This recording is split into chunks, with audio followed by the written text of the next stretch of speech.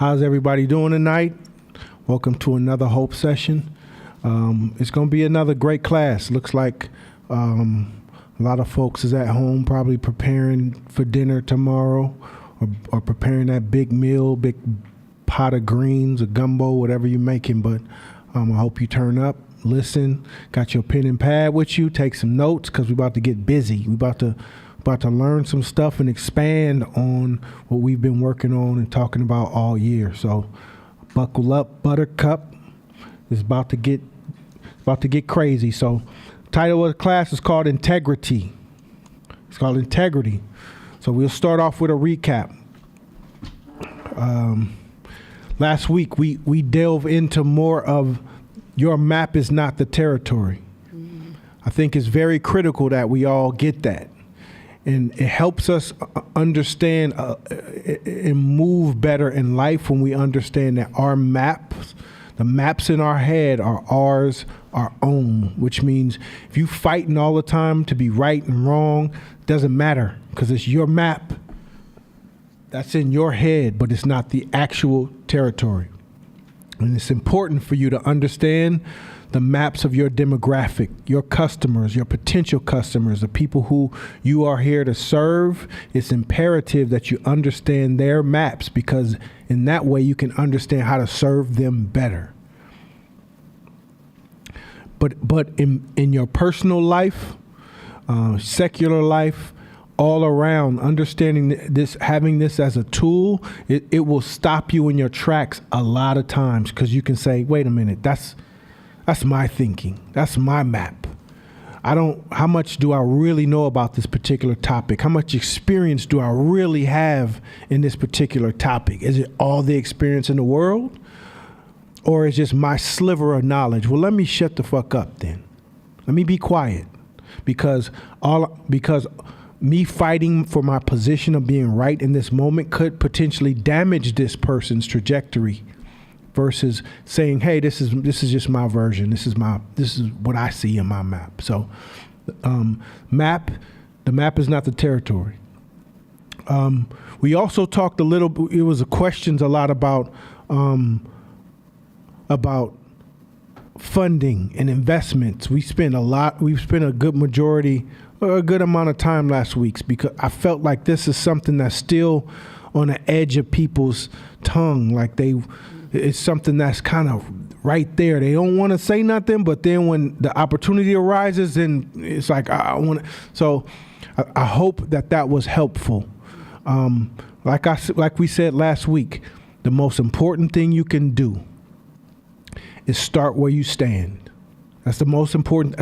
That's all you focus on. 100% of your energy is starting, building the muscle, and growing your business. I wouldn't worry about anything of those natures in the moments, the stages of where you are.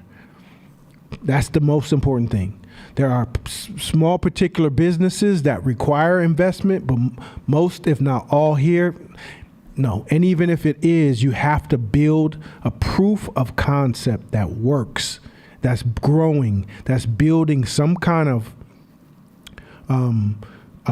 if it's not money currency, some kind of currency, people currency, user currency.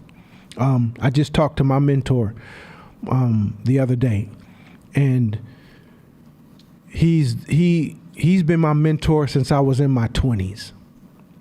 And he's the founder of North Face. His name is Hap Klopp. And so he pulled me up a long time ago, and he's pretty much taught me so much about building niche brands. And we have I guess what made him feel connected to me is because we have similar journeys, similar stories in terms of how we wanted to build our brand. He started off in Berkeley in an outdoor store in Berkeley, California, one little rinky-dink ass shop in Berkeley selling camping equipment. And then he decided that he wanted to start branding his own camping outdoor equipment, jackets, things of that nature. And so he is a niche brand. So he built a multi-billion-dollar company off of a niche brand. Outdoor. So that means so many other people will ignore it. And his brand and his company and his quality and his products grew so big that it bled off into other markets to the point to where New York embraced this brand when it comes to wearing jackets, and it became the cool brand to wear. If you got North Face on, it's a hippie from Berkeley who brought me in as a kid and would bring me to his office every Friday and taught me everything I knew at the time about how to build a brand from the ground up. And so he said, Court, at a certain stage of your company, you're always going to be raising money. You're always going to be raising money. That's the truth. But between now and here, man, you better be hustling. You got to be building. You got to be growing. You got to be expanding. And you got to be showing that any money you add to your company is like adding fuel to a fire. Not, I need to start, or you got to help me start. That ain't how we roll. So understand. Showing proof that you have a viable business is the only thing that you focus on. And you always, there's a certain amount of discipline you have to have as an entrepreneur. It's just true. Because there's going to be tides and waves and good things that happen to you, and some tough, not so good, some tough things that happen as well. And you have to be stoic through them all. If the winds change your emotions, that would in turn change your behavior, it's going to be a tough ride for you. If you look at your bank account and you have a different mindset or a mood based on you looking at your bank account, it's going to be a tough ride for you as an entrepreneur because you're too affected by the outside influences of what happens. You have to continue to move forward. So if you got 100,000 in your account, 1,000 in your account, 10,000, 20, a million, almost nobody can tell from looking at you. You'd have to tell them because your mindset, your discipline, your focus, it remains what it is. It remains the same. So, bootstrapping. You better bootstrap. It's bootstrap time. So if you don't have a bootstrapping mentality, then you have to ask yourself, am I being a real wolf in this situation? Because really, the difference between a wolf and a dog is that the dog is constantly looking to their owner for assistance, for help, for approval, for guidance. Wolves, they never look. They are always trying to figure out how to get to their goal. There's a study done on that, an actual study, and it's online where they captured an actual wolf and they had a dog and they put food in this cage, and the cage was really difficult to get through. And they let the dog go for it, and he starts going after it. And after a certain amount of time, the dog looks at the owner. Yo, give me some guidance here. And the owner's not doing it. And he tries again, and he stops again. He looks at the owner like, yo, help me. And the owner's like, no, get the food. And every couple of seconds, he looked back at the owner for help. They let the wolf go. The wolf went after it, figuring out, failing, figuring out again, failing, looking at it from different angles, scratching it, pulling it, biting at it, trying to get, and he kept at it until he got the food. Because he's not programmed to ask nobody for help. That's the difference. That's the difference. Next slide. In order to create maps, we have to delete, distort, and generalize. Yes. So last week we talked to. So this is what we're always doing when we're creating maps. That's why it's so cold of a game to know that our map is not the territory. Because every map in our head is hell of inaccurate.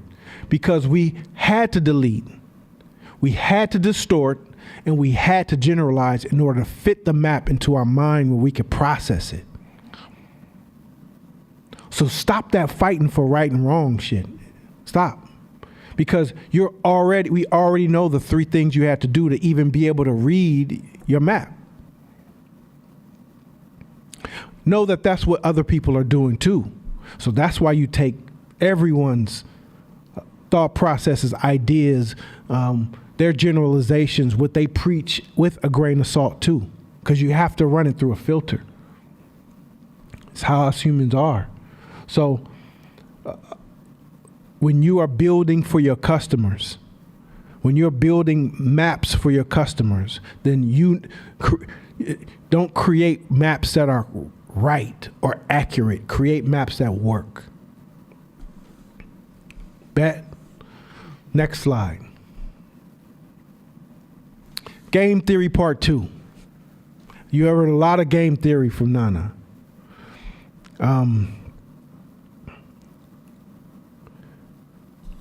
I want to discuss some super basics. I want to go not deeper. I want to go above the line to some simplistic ways in terms of how we use this in our business. So I don't know if I necessarily have to go into the history of what game theory is, because Nana talks about it a lot. But in business, in what we do, and how you think as an entrepreneur, I don't think you realize how imperative and important this is. Because you've heard this before. At most of the time, if not all times, you have to be thinking in numbers. Gotta be thinking in numbers. Gotta get good at numbers. Gotta get good at math. It's funny because I hired a couple people to help me in the finance department. And these people are educated and they have long backgrounds in finance, and they're creating these models for me in Excel that forecast 2025, 6, 7, 2030, and employees and sales projections. And we'll sit down and I'm like, oh, that should be about this much. And they're like, well, how'd you know? Man, I've been doing this shit for 20 years. I can add up numbers in my head on average and get pretty damn close, because everything's numbers to me. Everything's numbers. And as an entrepreneur, if you are thinking in numbers, then you can apply it to game theory. Because game theory is you looking at life like a game. But game theory involves other humans. So it's the probabilities of what other humans will do. And if you get good at being able to predict humans' behavior, then you can create counters to those moves that will put you in an advantageous position in business. It's hell of important for you to know this. So I'm going to give you the starter pack, because you know my vocab ain't as deep as Nana's. So he could take you to the deep waters. But the basics, if you learn just the basics, you'll be raw in terms of how you move, how you think, how you behave, how you make decisions. Now, if you take game theory and you take first principle thinking and second order thinking, and you just marry them all together and how you process information and how you move, you'll be cold. You'll be cold. Be cold. So here's a stupidly simple example of game theory. I'm a coach. We playing against a team. We score on average about 120 points a game. The team we're playing against scores on average about 130. Statistically, on average, we're going to lose tonight, right? Game theory says this. Their star player, he's responsible for about 20 of those points a game. He has a little flaw. He hasn't read the book Ego is the Enemy or Emotional Agility. So he's known for, if you just whisper a couple disrespectful things in his ear, he get a little riled up. He start a little bit more physical. And if you can sneak like a little elbow in without the refs looking, he's swinging at you. So if you don't mind just catching like a little elbow to the face or a little punch or something, we're going to win this game, because he's getting teed up and he's out. Now let's run it, see what happens. And like clockwork. Ref, you didn't see him. He did something dirty. You didn't see. That's not fair. It's not fair. He did this to me. Once ref doesn't sit, now I'm taking this into my own hands. Next thing you know, he retaliates in the wide open technical foul. Go sit down. In his brain, the world's not fair. This shit is not right. He's not thinking about the fact that he just got played. That's game theory. That's game theory. It's taking first principle and second order thinking and numbers and mashing them together and using those tools in a beautiful fashion. You guys don't realize, we don't realize how much we are being manipulated on a daily basis because of game theory. Just are. In business, you got to look at things from the micro, the macro, and meta levels. Macro and meta levels allow you to see things like, oh, okay. it's cold once you learn this. It's cold. If you're good at this game, you will gather wins that you technically weren't ever supposed to win. You will gather wins that you technically weren't ever supposed to win. Staying in sports, there's a fighter, John Jones, and there's one particular fight that he was about to lose that fight. John Jones is one of the greatest MMA fighters in history. In one particular fight, he talks about it. He was about to lose because the fighter on the other end was just matching him at all levels and beating him to the punch at all levels. And he was early or late to everything. His corner applied game theory. Okay, I see the patterns. I observe the patterns of what's happening in these rounds. If the patterns continue the way they are, that's not sustainable for you. You're going down. But here's what I noticed. There's 3 glitches to what he's doing. If you can beat him to this glitch and he's not going to know it's coming because he's already used to what you've been doing. So if you zag when he zigs and punch when he kicks, before he kicks, you got him. And he's a better fighter than you tonight. He actually is better than you. But we found his glitches. And John Jones ended up winning that game, winning that fight. So this is so important for you to learn. Game theory. It's anticipating within the game of life, within the game of business, what are other humans doing on the other side of the road of me? What are my competitors doing? What is my business doing? What are my customers doing? Coca-Cola used to notice, or not Coca-Cola, Kellogg's, long time ago. Kellogg's and Post were battling for breakfast cereal. They were battling, going at it. And man, it was an ugly battle. You know who was paying for it? The customers. You know why?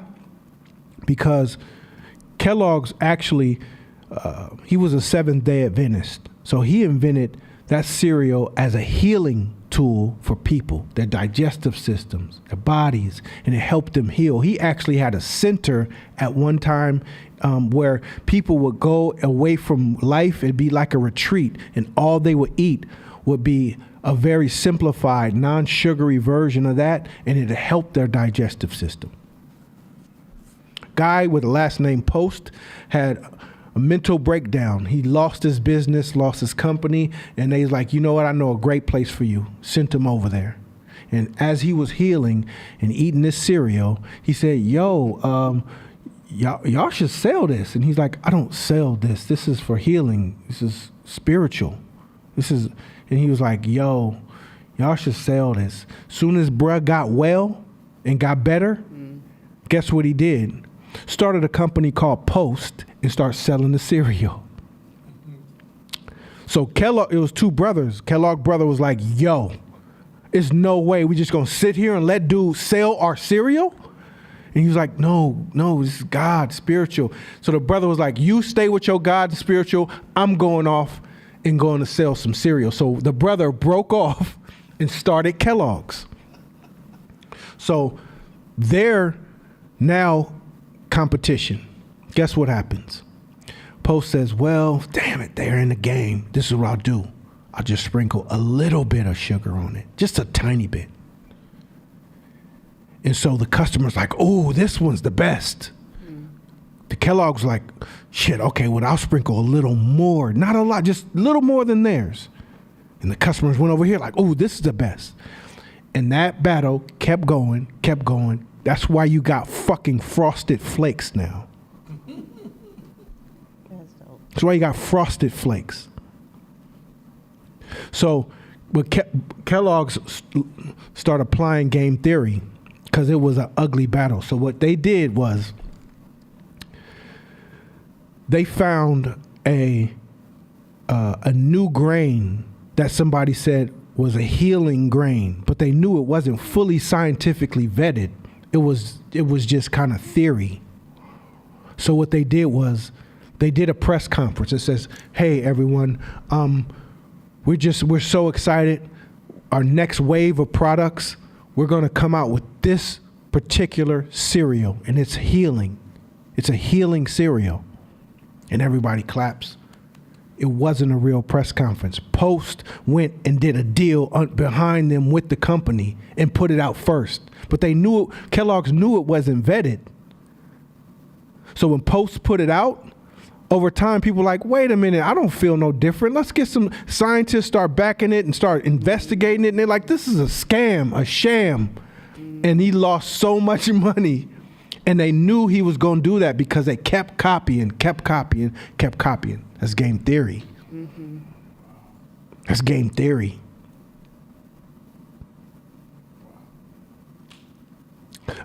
I do it. Even at the small level that I am at currently, I noticed all the copycat competitors that I have. Mm-hmm. They don't know what sells out and what don't. So I treat it all the same. Sometimes I see shit that flopped on my end, and I'll see competitor like exact replica copy of what I did, and it flopped for me, but it didn't look like that to them. And I'm like, good luck with that shit. Good luck. Once you understand game theory, it's almost like having AI in your system in terms of how you think. Doesn't always work, but nothing always works. But your probabilities of success go way higher than if you're playing the A versus B game. Here's my product. My product's better, good product. You should buy it. No.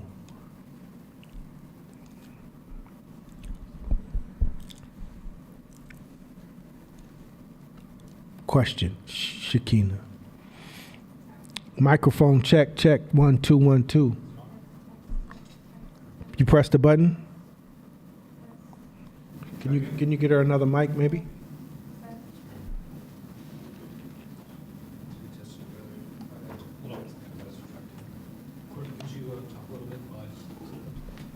Okay. All right.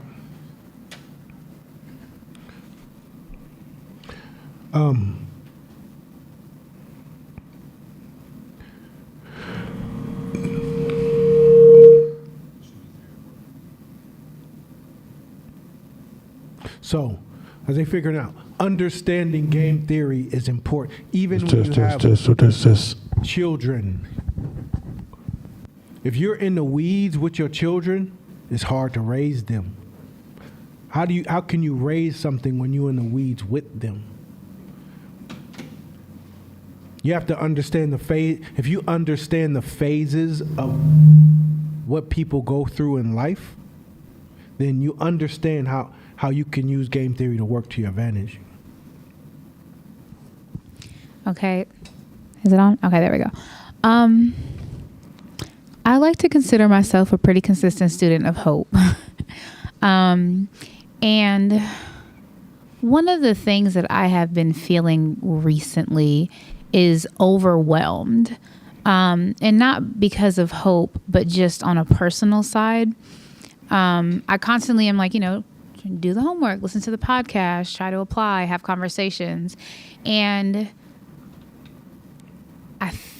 I know it's probably a framing issue for me, but I almost feel like I'm navigating on an ocean with no compass.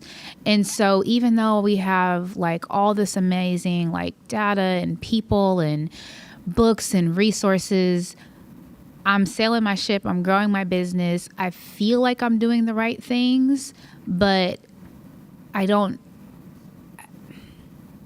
But then I'll have like one-to-one conversations and then feel like I'm not doing the right things. And I don't really know what to measure, or like I almost feel like I'm supposed to have this instant download thing, or there's a marker point where I'm supposed to be at, or I don't know. I feel like, I've been doing this for 10 years and I just don't know like what else I'm supposed to, like where I'm supposed to be at. I don't know if that makes sense. Because there's so many pieces to like being an entrepreneur. There's so many, like we're getting taught new things or reviewing new things all the time. And it's just like, it feels so overwhelming to try to figure out how to pull it all together and like apply it and like figure it out.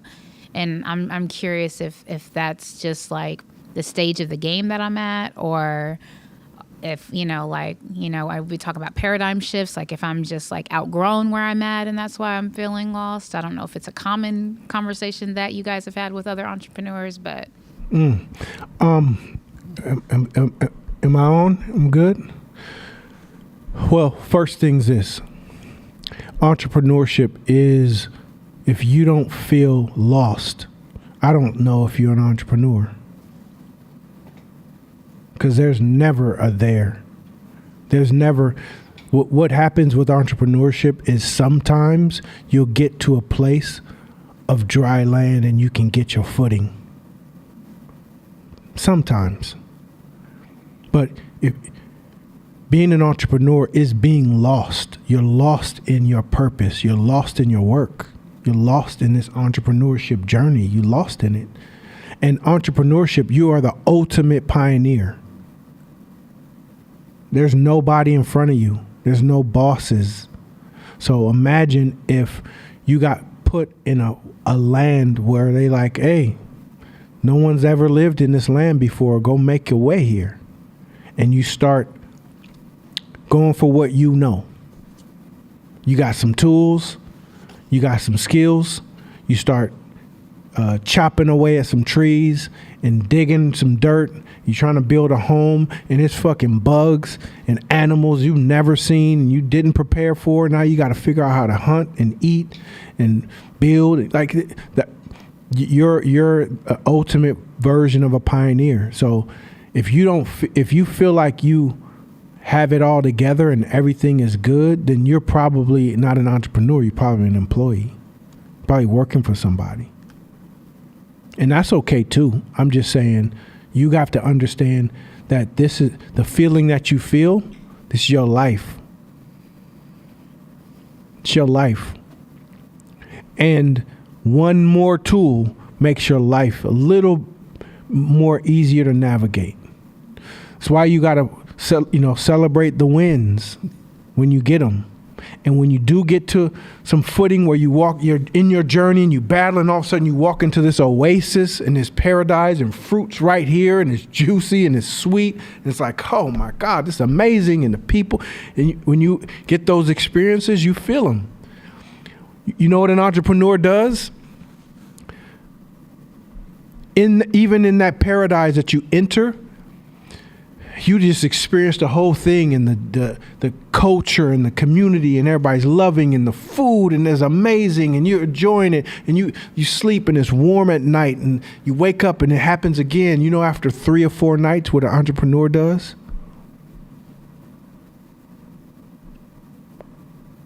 All right, this was cool. I gotta go. But why? There's no place better than this. You can have everything you want. But I gotta go build my shit. I gotta go build my shit. So, hey, thanks. Give me your number. Next time I come through, we can do this again. But I gotta go. So we do this to ourselves. You gotta know this. Guess what? How many people will hire you right now for $100,000+ a year? A fucking lot. So guess who's choosing to be like this lost? You. Because why? Because you dope.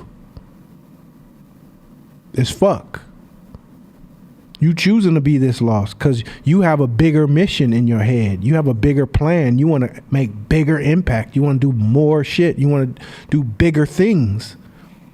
So you're willing to sacrifice being comfortable and chilling, and you're willing to sacrifice all that for the sake of what you're building.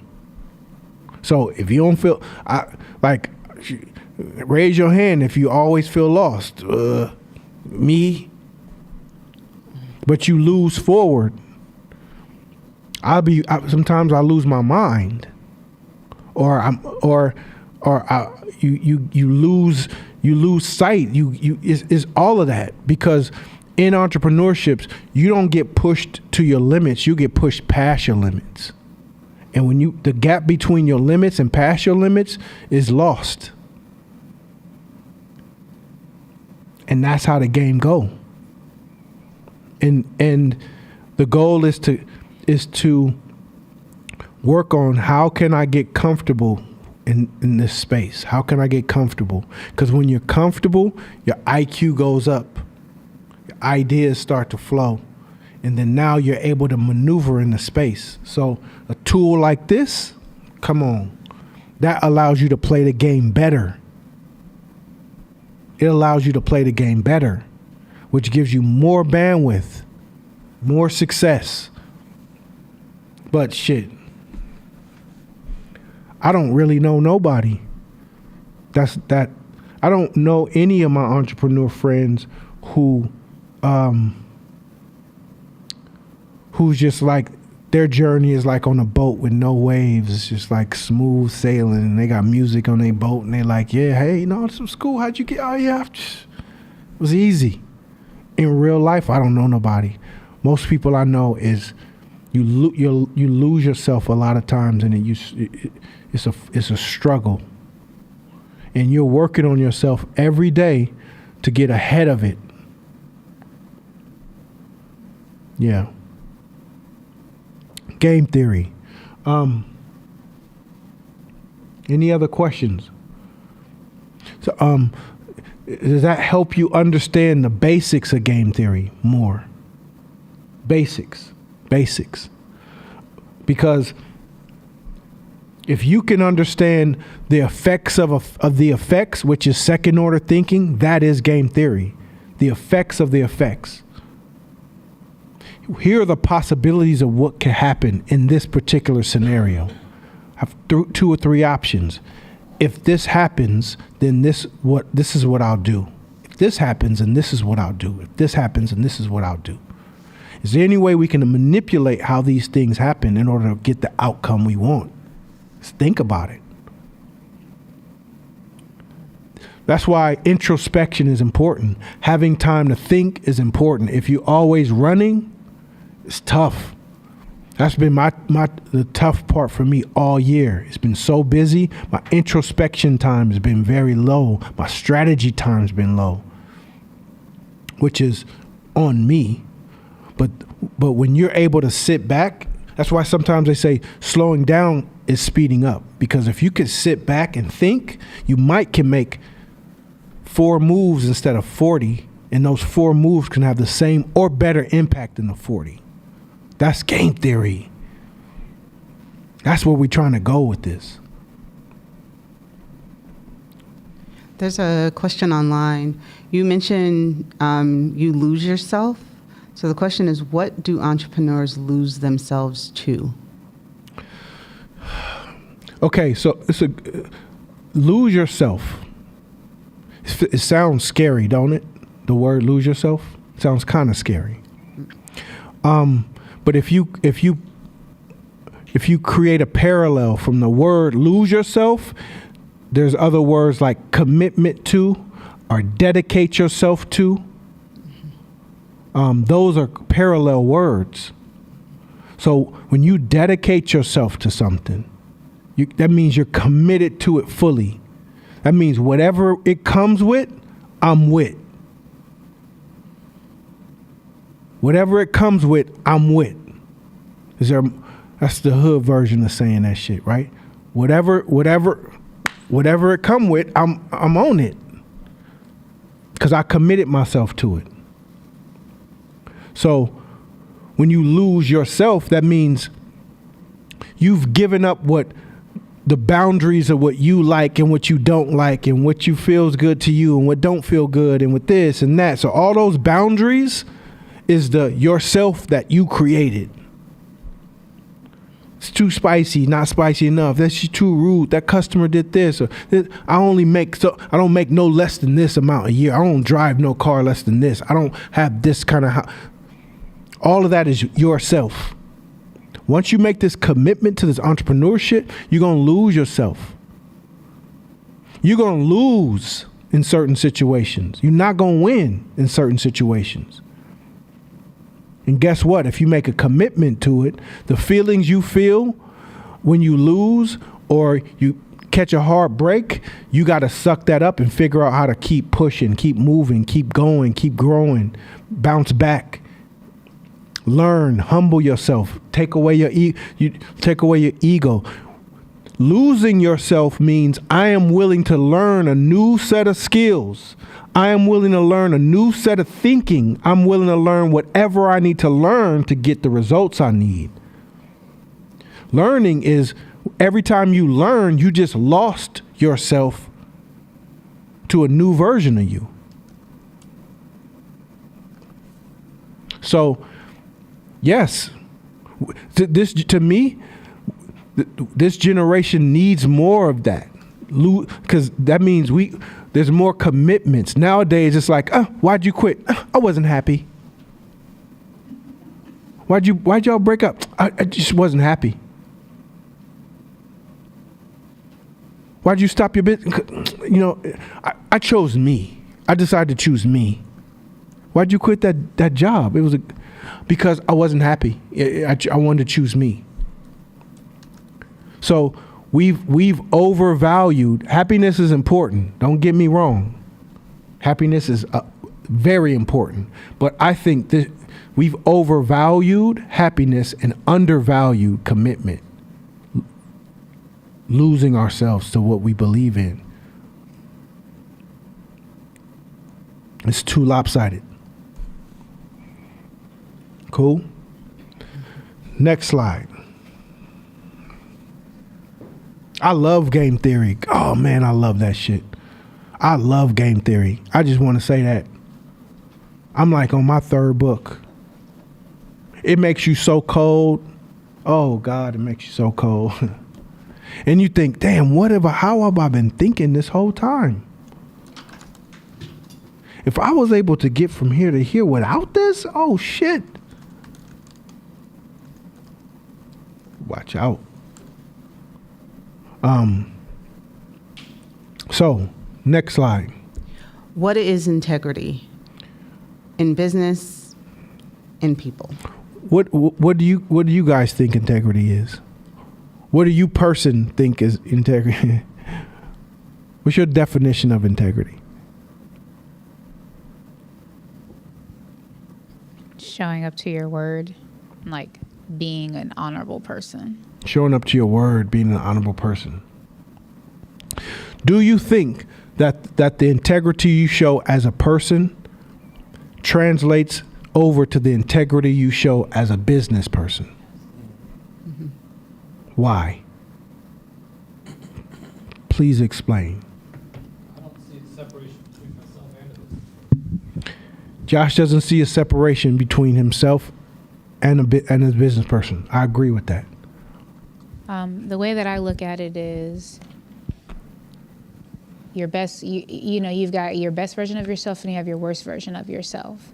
And the worst version of yourself is going to show up in your business just as much as the best version of yourself. So whatever your baseline is, that's going to impact your business.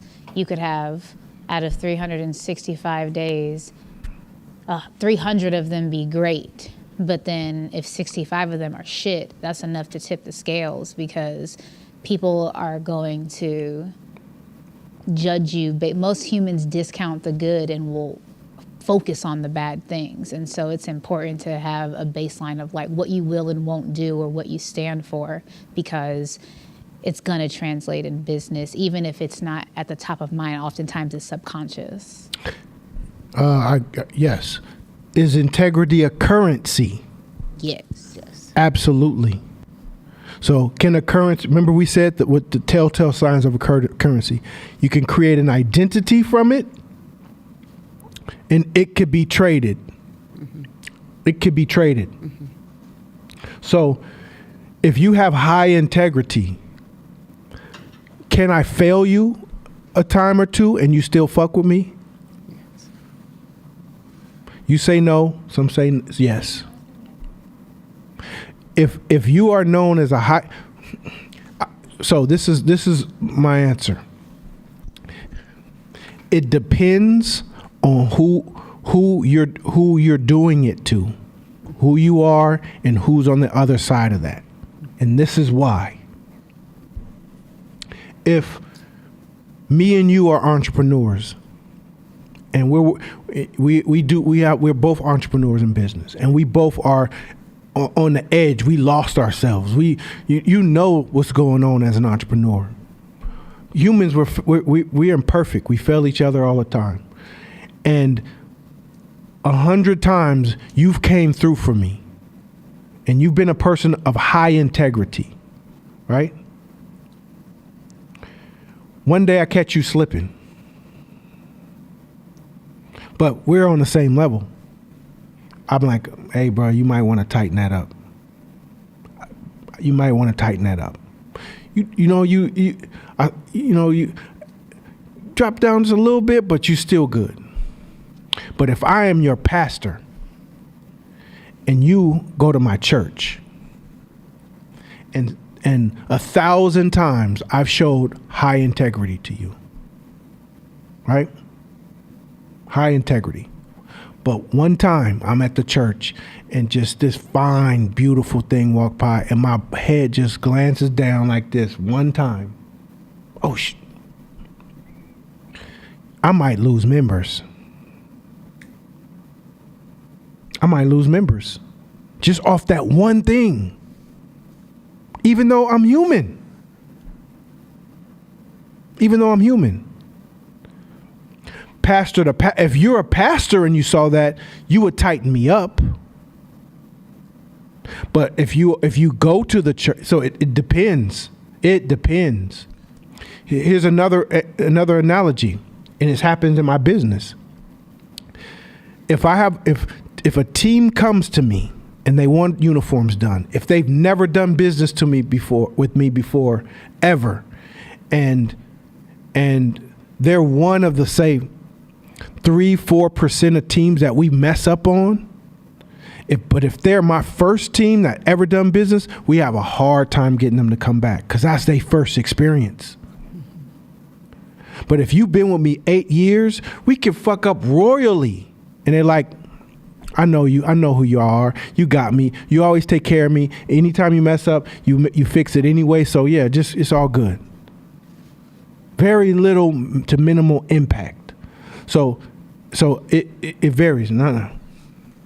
I think there's a missing variable that am I microphones? You can hear me? Mm-hmm. There's a missing variable here. Let's use that first example. 20 times you showed up, and then next 2 times you don't show up, and your reason to show up because I didn't care. That in itself is going to compromise everything. Oh, for sure. So I think it's a context more than a mathematical equation, because I think when you break your ticket, let's say things happen all the time because we're human, and we may disappoint anybody in our relationship matrix, right? But if I owe that person an explanation, right? So if I did it unintentionally, and I broke integrity unintentionally a couple times, it's totally different than one time me telling you, I found a better way to get some money and you didn't matter that much to me. There's just no return on that, right? Because as human beings, culture, which I'm gonna talk about later on, that's why I hate you. Culture is so critical, and that culture has rules and etiquette attached to it.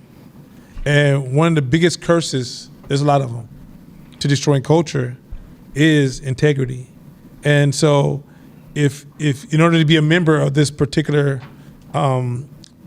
super hub or network, there's just rules we got to follow, right? And so that's why, when I was growing up, and you grew up in this too, the men before us did business by a handshake. all integrity based, right? And nowadays, as you know, you side-eye a lot of people because they move with such low integrity. You're trying to read, is this really a business opportunity or not? So I think context is the end of the equation, is that what allows you to take ownership of this integrity conversation is we're all going to make mistakes. And if you get on that phone and you got a reputation, that reputation can save you. I think that's the point you're trying to highlight.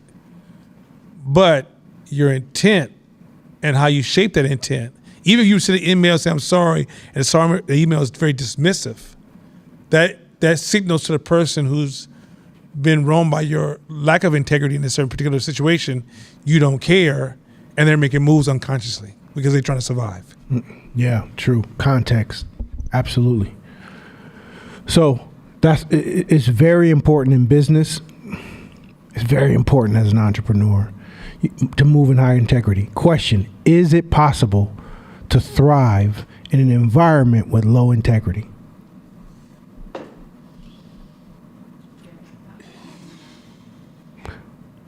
If you're surrounded with people with low integrity, is it possible to thrive?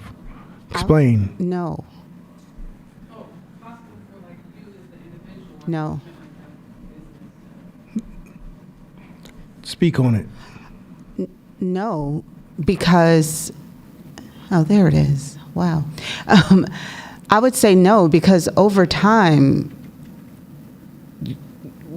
like our first brain is our environment. So over time, you start to reflect the movements and the behaviors of your environment. So if your environment is like, if I hung out with my hood family 365 days of the year, and I didn't see y'all for a year, when you saw me again, I'm a different version of myself. Because I'm now reflecting the behaviors and the movements of a different kind of environment. So similarly, after people come to Hope, they start to move different because they're in a different environment. But if you take Hope away, then the movements start to change. So I don't know if prolonged exposure to a really challenged environment or a really low integrity environment is sustainable because you just start to take too many hits. Interesting thought. I think I don't know 100%. I think here's my hypothesis. Let me just be very clear. So I don't want to go on record saying yes or no. But here's my hypothesis to say, I think it could be possible. Now, can you long-term thrive? That's a different conversation. Short-term thrive? Is it possible? Yeah. I think it is. So, because I think long-term thrive is that, and we see this all the time. My daughter always says this word, that's what you get. She be on TV cussing at people, that's what you get. It's just a bad guy. It's just whatever. But the thing is that long-term thrive is those toxic behaviors, because when you move in a toxic way, you don't get a chance to shield yourself from those toxic behaviors. So ultimately, to sustain long-term success of any type, it does require your relationship to a group of human rules that we don't get to override, right? And so in an environment of low integrity, could you make money quickly? Yeah, I mean, I see it all the time. Now, will you survive and last long with it? I don't have any examples of that. Okay. Who else? I was thinking that it depends, and kind of in a lines of what both Nana and Shabisha just said, but the storyline that went through my head is I come from the hood, and I've seen a whole bunch of people survive and get over and do a whole bunch of stuff that they ain't have no business doing, achieving, or reaching. The quality of their life, their happiness, their success, I think is questionable, but I do think that when you operate on a low frequency and you're opportunistic, I've definitely seen people learn how to manage that flow very well, and somehow, some way, always figure out how to okie doke, get one over, figure out, make it to the next level, like type stuff. I just don't know the sustainability of that. And I'd also be curious to know, with somebody with low integrity, like I think about the saying, honor amongst thieves, and how, or even though, I mean, not my era, but like was raised by my grandparents, so got told so many stories about like having a code amongst like thugs and pimps and stuff like that, and like there were certain things you just didn't do in the streets and stuff. So I think about those things in the context, and like depending upon how you anchor your definition of integrity, you could say that like an old school pimp or an old school drug dealer or an old school, like that they didn't have integrity because they did things that were questionable depending upon what side of society you were on. But they lived and like got along for decades, and so I think that it's really a context conversation and considering how long of a time span you're looking at it. And I think it could work on both sides. Interesting. Josh? Yeah, I got one too. I think it could work for both sides, but in my position as a photographer and a director running crews, it doesn't. Because for me, one of the most important things is that people show up. And if you don't have integrity and you flake and you don't show up, it puts me in a hard place to succeed. And early on, and still to this day, one of my values is that for what I do to other people, I also get deals back in return. And I'm able to perform tasks with a high level of quality and a high delivery because I surround myself with great people. And if the people I was around didn't have any integrity, I wouldn't have a community to show up with, because there are a lot of people out there that don't mean their word and won't show up. Okay. What you said reminded me of my uncle. He's a gangster. He passed away, but he's a gangster from West Oakland. But he managed to have my aunt, beautiful. His house was a house you go to when you ran away from home or you got kicked out or any of the stuff, because they had the most stable home in all of our family. My mom has 6 sisters, all lived in Oakland, married, but that's where everybody went. And as he was getting older, and when they get old and start to pass away, all your secrets that you've been holding start coming out just in conversation. So everybody wanted to go hang out with him around that time because they gonna get a new story, a crazy story.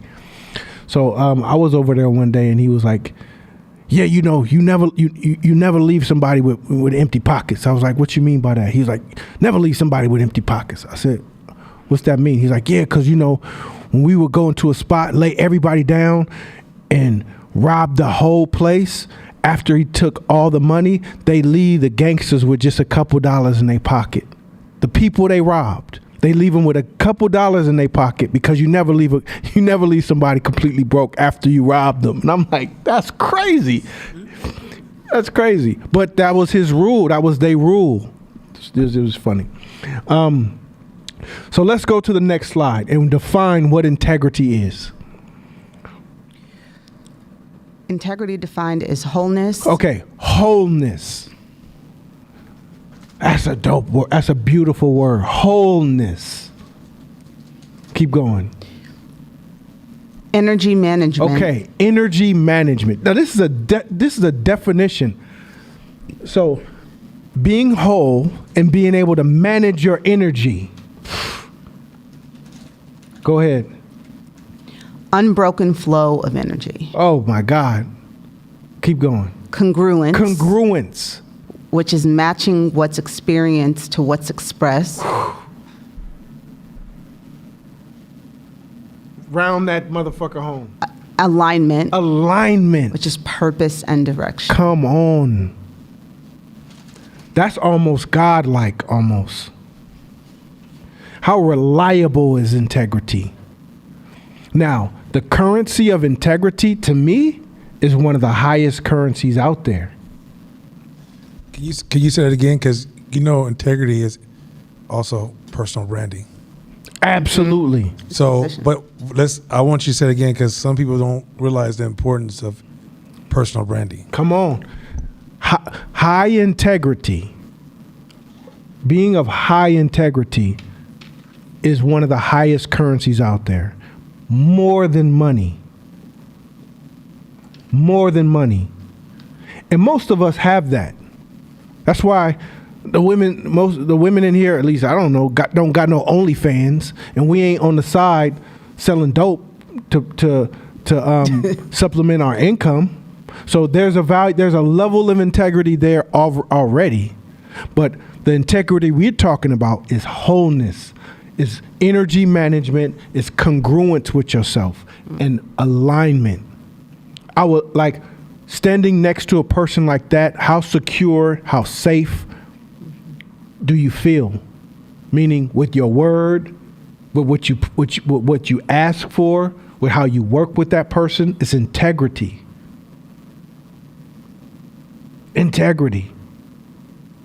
So it's, if you say something, it's good as done. It's good as done. I don't got to think about it. I don't got to worry about it. When I went to Nana, when I said, hey, I'm gonna call this dude because this class is dope.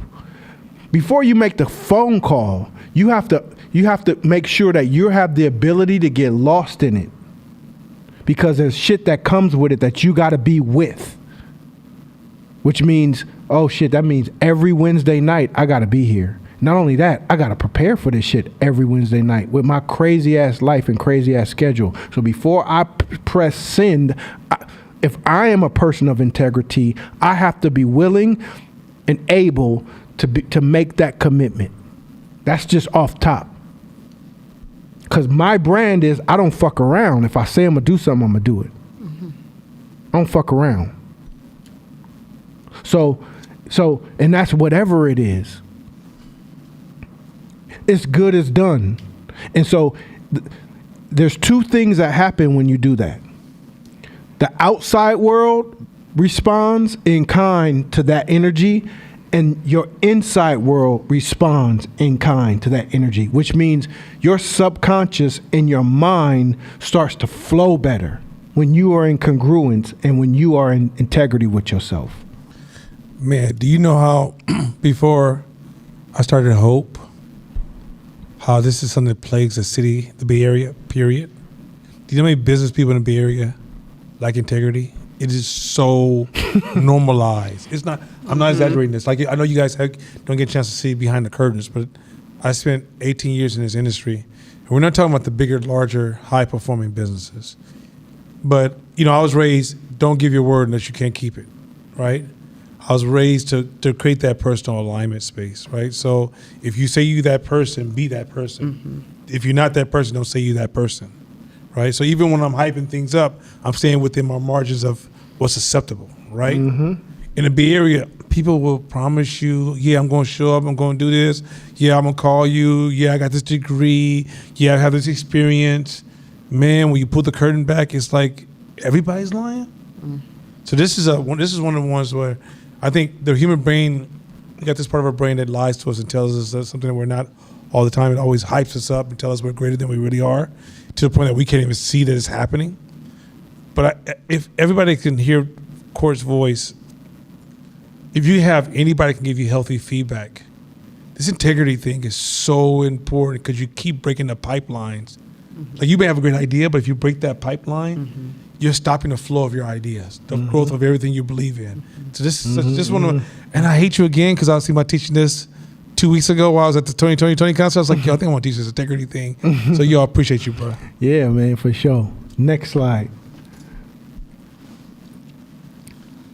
When you make an agreement, stick to it. Hey, simple as that. Like, like, there's no fancy way. There's no highly intelligent way to say it. There's no like PhD way to say this. If you make an agreement, you stick to it. Period. Period. Period. Just be that person. Keep going.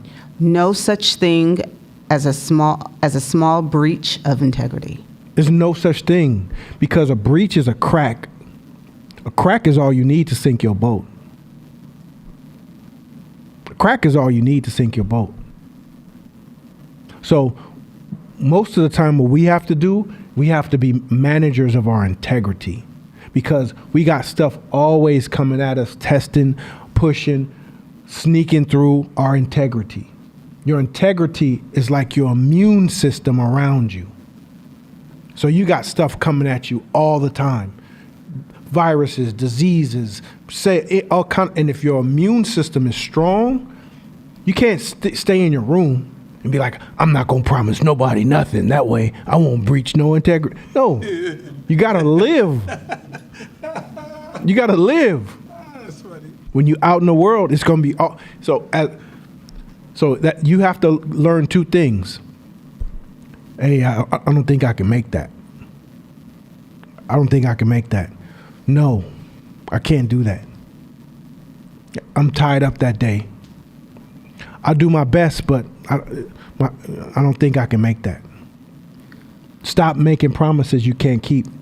Stop making promises. A lot of times we want to be yes, yes, yes, folks so much, and we people pleasers that we overcommit ourselves to people all the time so that we don't got no room for our own shit, and now we've swamped with shit that other people have in life, which you might have a reputation of somebody with low integrity, and all the while you just had good intentions because you want to make everybody happy.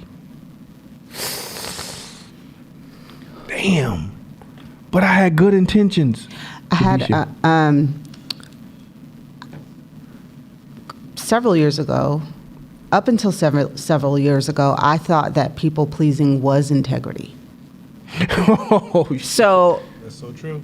I thought it was integrity. Wow. So it caused a lot of challenges in my relationships to people, but it also caused a lot of resentment for me toward other people because I was giving so much of myself and feeling very disappointed by what I was getting back because I didn't understand this whole boundary, energy management, congruence, alignment. Like I didn't understand that was important. So it caused a lot of challenges. And the first time that somebody said something to me about it, I remember because it was like 2015, 2016. And they started talking to me. It was a woman, it was an older woman. I appreciate her dearly because it was the first time that somebody said, that thing that you're doing is actually low integrity because first level integrity is to yourself. It stung, but I didn't really understand anything other than like, what? So it disrupted me for a second, but so much of what I had created was rooted in this whole, what I now understand is low integrity, that I didn't really, most of the people who were around me behaved like I did. So it wasn't until 2019 when I came to 2018, 2019, when I started coming around the 510 media ecosystem, and they would do things like, you have to go to the gym, you have to eat right, you have to do these things. And I remember conversations with Nana like, you can do that, I can't do that. And he was, why can't you do that? Well, because I have to do these things. And I really believed that. I really believed that, like, I could not. That was the narrative. That was the belief, and it's taken some time to get to a place of like, oh, that's what that means. That's what that actually looks like.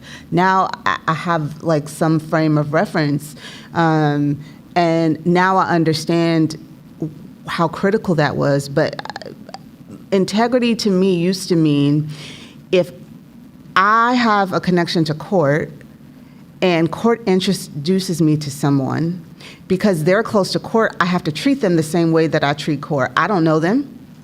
I don't know how they behave. And then when they don't respond to me like court responds to me, now I'm resentful.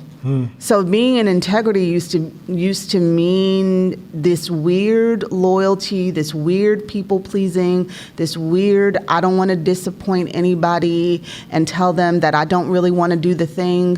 If they mean something to me, if I love them, I care about them, I just do it. Yeah. So yeah, I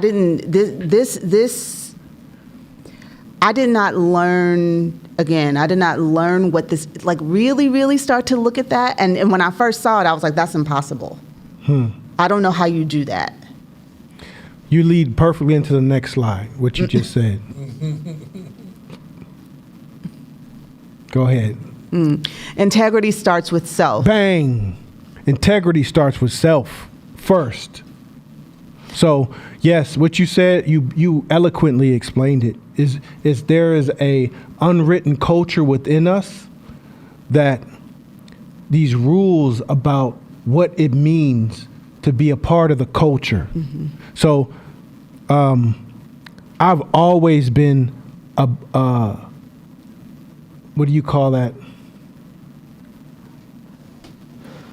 I've never, like, if I align with any culture, it's because I wholeheartedly believe in it, not because the rules are set. Fuck the rules. Fuck y'all rules. I don't care.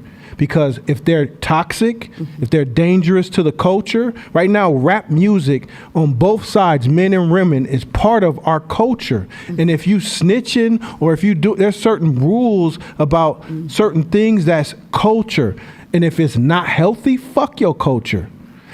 That part is something that we've always been. It's like if you're in the down line of people older than you, then you have to serve all of them and put aside your whole life to serve all of them as part of the culture.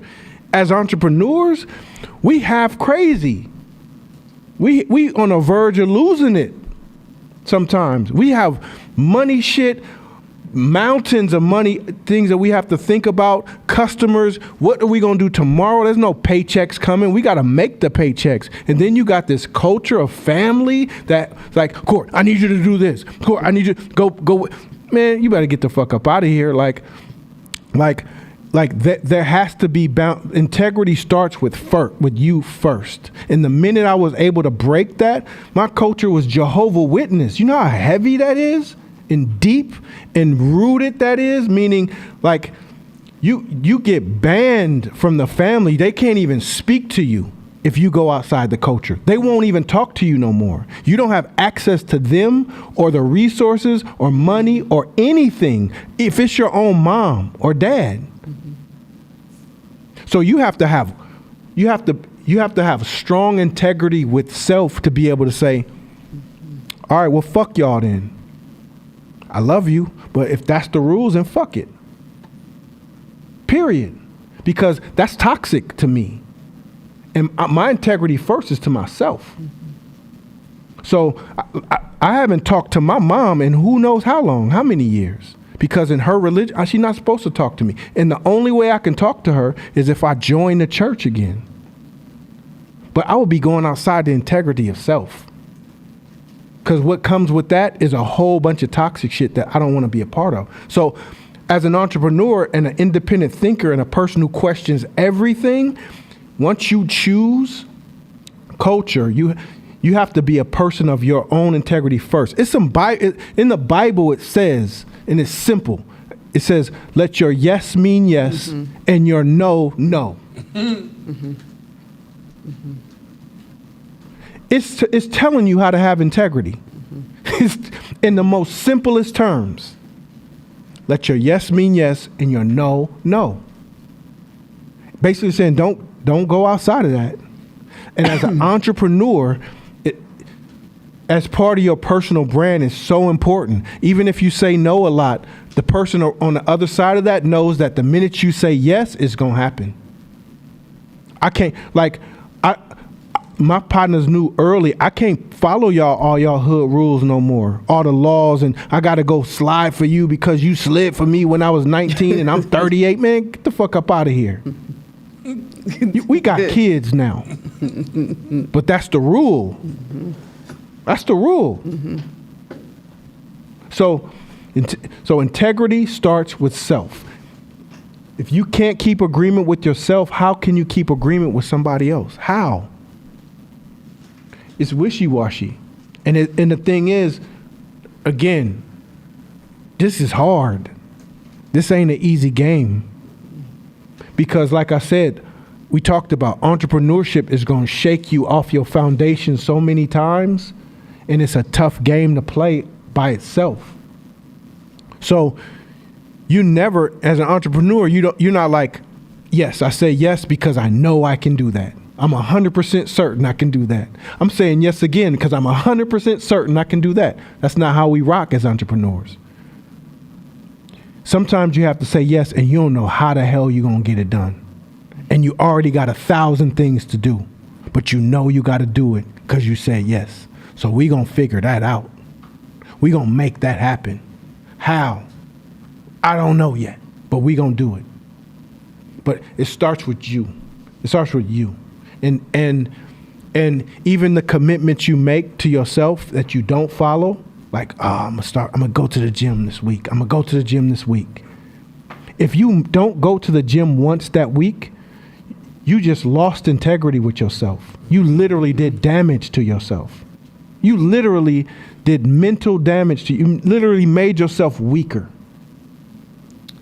It's such a different it's such a different map of the world, because being trained that it's a good thing for you to deny yourself in order for other people to have it's an important habit to break, because it's such a very different way of moving through the world. I don't think it's that okay. Part of our survival is culture. Mm-hmm. And some of those innate desires are not bad. Right. It's not knowing how to use them. So once I sign up for a culture that's going to benefit my survival, and in some cases even, they say that here's a rule: your network is your network is your net worth. Your network is your net worth. So if you want to know how much you're worth, you can look at your network, right? So once you sign up to that network, you are signing up to a group of rules, etiquette, roles, responsibilities. So there's times when you're serving the group, it doesn't work in my personal interest, right? But it also is so groups have hierarchy. Well, healthy, strong groups have hierarchy, because there's other kinds of groups, but the strongest of the alpha of all groups have a hierarchy system. And usually what happens is when you first start the bottom, you're in the introduction stage. If you meet anybody that's very, very powerful, you're still outside your cultural norm. Because I'm talking from somebody who came from the hood. So I have my hood network group I'm trying to leave. And I'm trying to move into this different network circle, right? And so when I first get in there, I don't know the etiquette, I don't know their why, I don't know the history, I don't know the reason for nothing, I don't know how this stuff works, I don't know the extension and other connections and none of that stuff, right? So when you first come in, you're just a student and you're saying yes to a lot of stuff, but then as you learn to say, that's not the best use of my time, or that's not effective. Like you're playing, going back to that game theory thing he taught, you're using game theory in your networking structure to figure out how to move in that structure wisely so you can participate in your relationship to the group while still being loyal to yourself. But if the group asks you to do something that's not healthy for self, for example, can you go have intercourse with somebody inappropriately? Because no, hold on a second. I didn't sign up for that kind of behavior, right? Because there's some groups that look real shiny on the outside, then you join and you're like, wow, I didn't know this is R. Kelly's house. And so the reality is that, look, you started off good, you singing in a studio, and all of a sudden you're like, what? And so what I'm saying is that because of who we are as animals, we're naturally, part of our survival is the group. Sure. Individualism, as we preach it in this country, which is like a 90s phenomenon, is an illusion. And that's why we underserve these responsibilities and integrity. That's why integrity is out of control. I mean, that's not the only reason. There's multiple reasons. But one of the contributors to integrity being out of control is this idea of I. So you're trying to move selfishly and still receive the benefits of the group, and it doesn't work that way. So there's a certain, like me and Court doing this tonight is us serving a group, right? If we were being selfish to ourselves, classes would be some Wednesdays. Man, you doing anything tonight? All right, I'm free to go, right? But there's many nights that we sacrifice all of our personal spaces, from sickness and health, from romance and to no romance, to just exhausted from a hard day. Integrity says, I don't really care. And you don't get to talk about it either.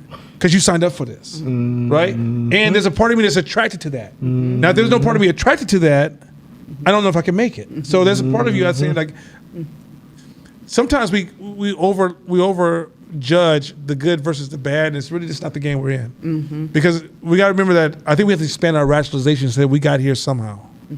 Right, we got here somehow. And some of the things we call bad had its role, right?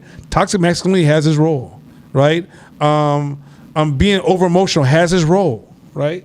It's just that knowing when it applies and when it doesn't apply is the key. Not saying let's remove this. There's times you have to, but like if you're just saying yeah, you're looking for acceptance. You don't understand the game you're playing. What? Yeah. Good shit. So integrity starts with self. So start with making promises to yourself that you keep. And then let that start from the inside out to the rest of the world. Start making promises with yourself and keep them.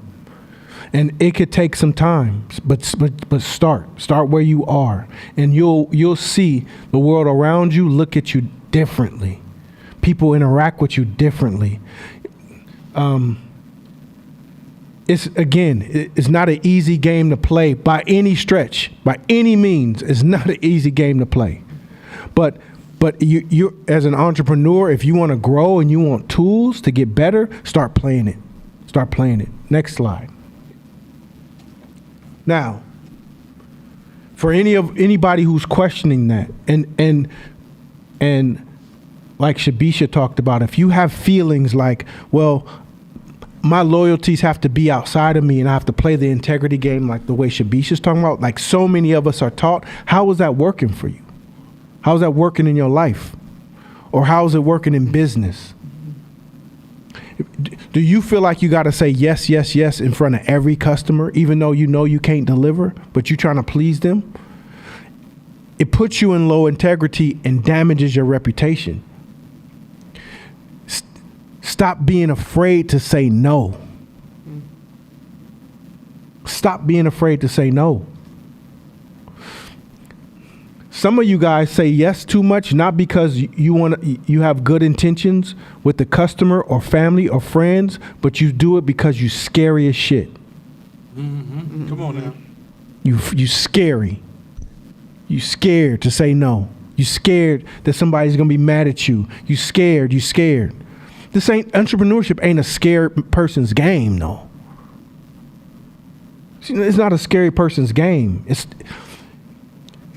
and if you are scared, because there's times where shit be scary, you act anyway. You move anyway. You take your deep breaths and you jump anyway. That's how it works. Can you read the next? If no, see the next slide. If no, see the next slide. Go ahead. The problem is you want to be right. You want to be able to say, I told you so. Man, we want to say, a lot of times, we want to be right. We want to say, I told you that this would happen. I told you that this. To me, that is the opposite of game theory and second order thinking. You're a hindsight expert now. You're a hindsight genius. Everybody's a fucking genius in hindsight.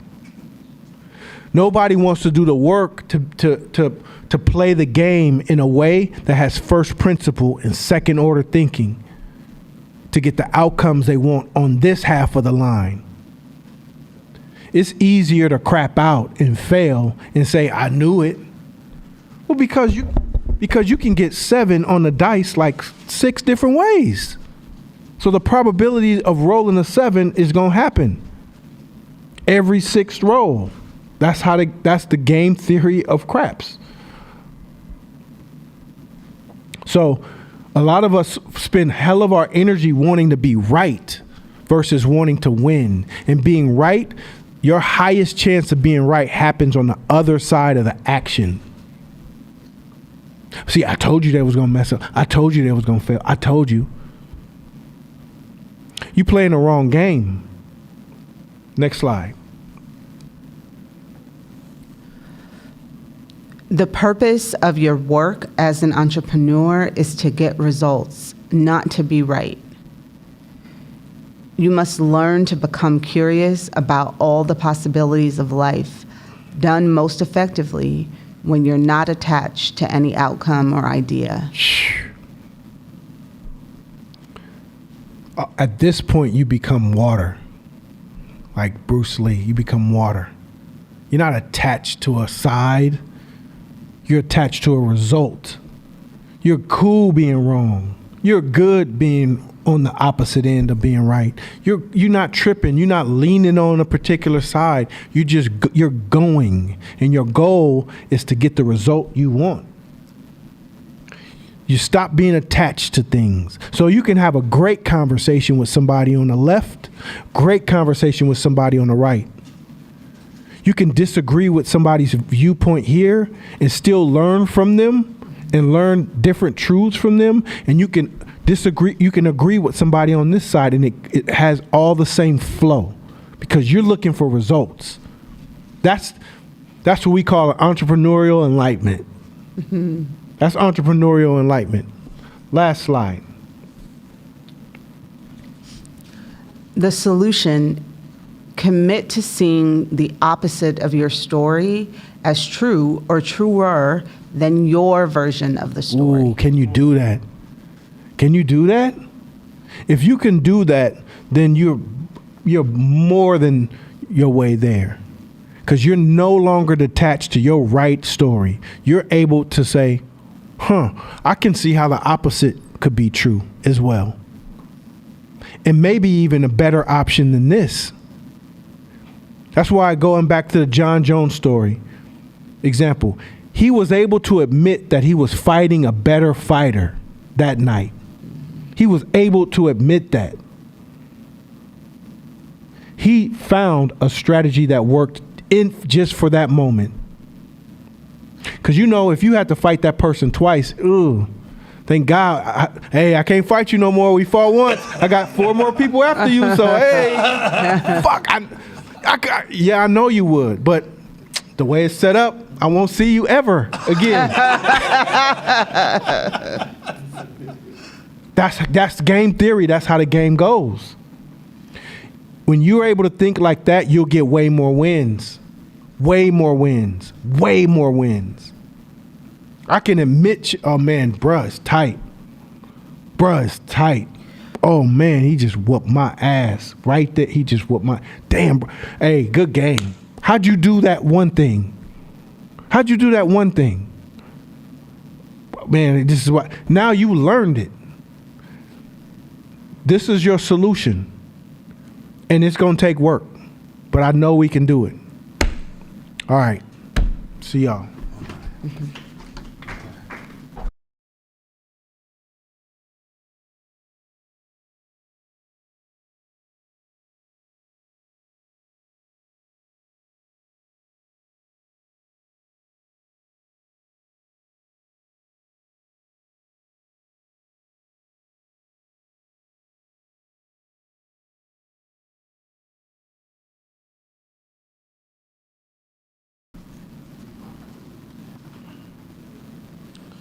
All right, I'm gonna mess up somebody. Somebody probably went to go get some water, or went to get some chips, or walked out the room. And I'm gonna take off right away because I got so much to cover. Now, let me switch chairs before I get started. I hate this chair. Yeah. I'm too short to be shrinking. WWE that chair. You got a chair. Oh, jeez.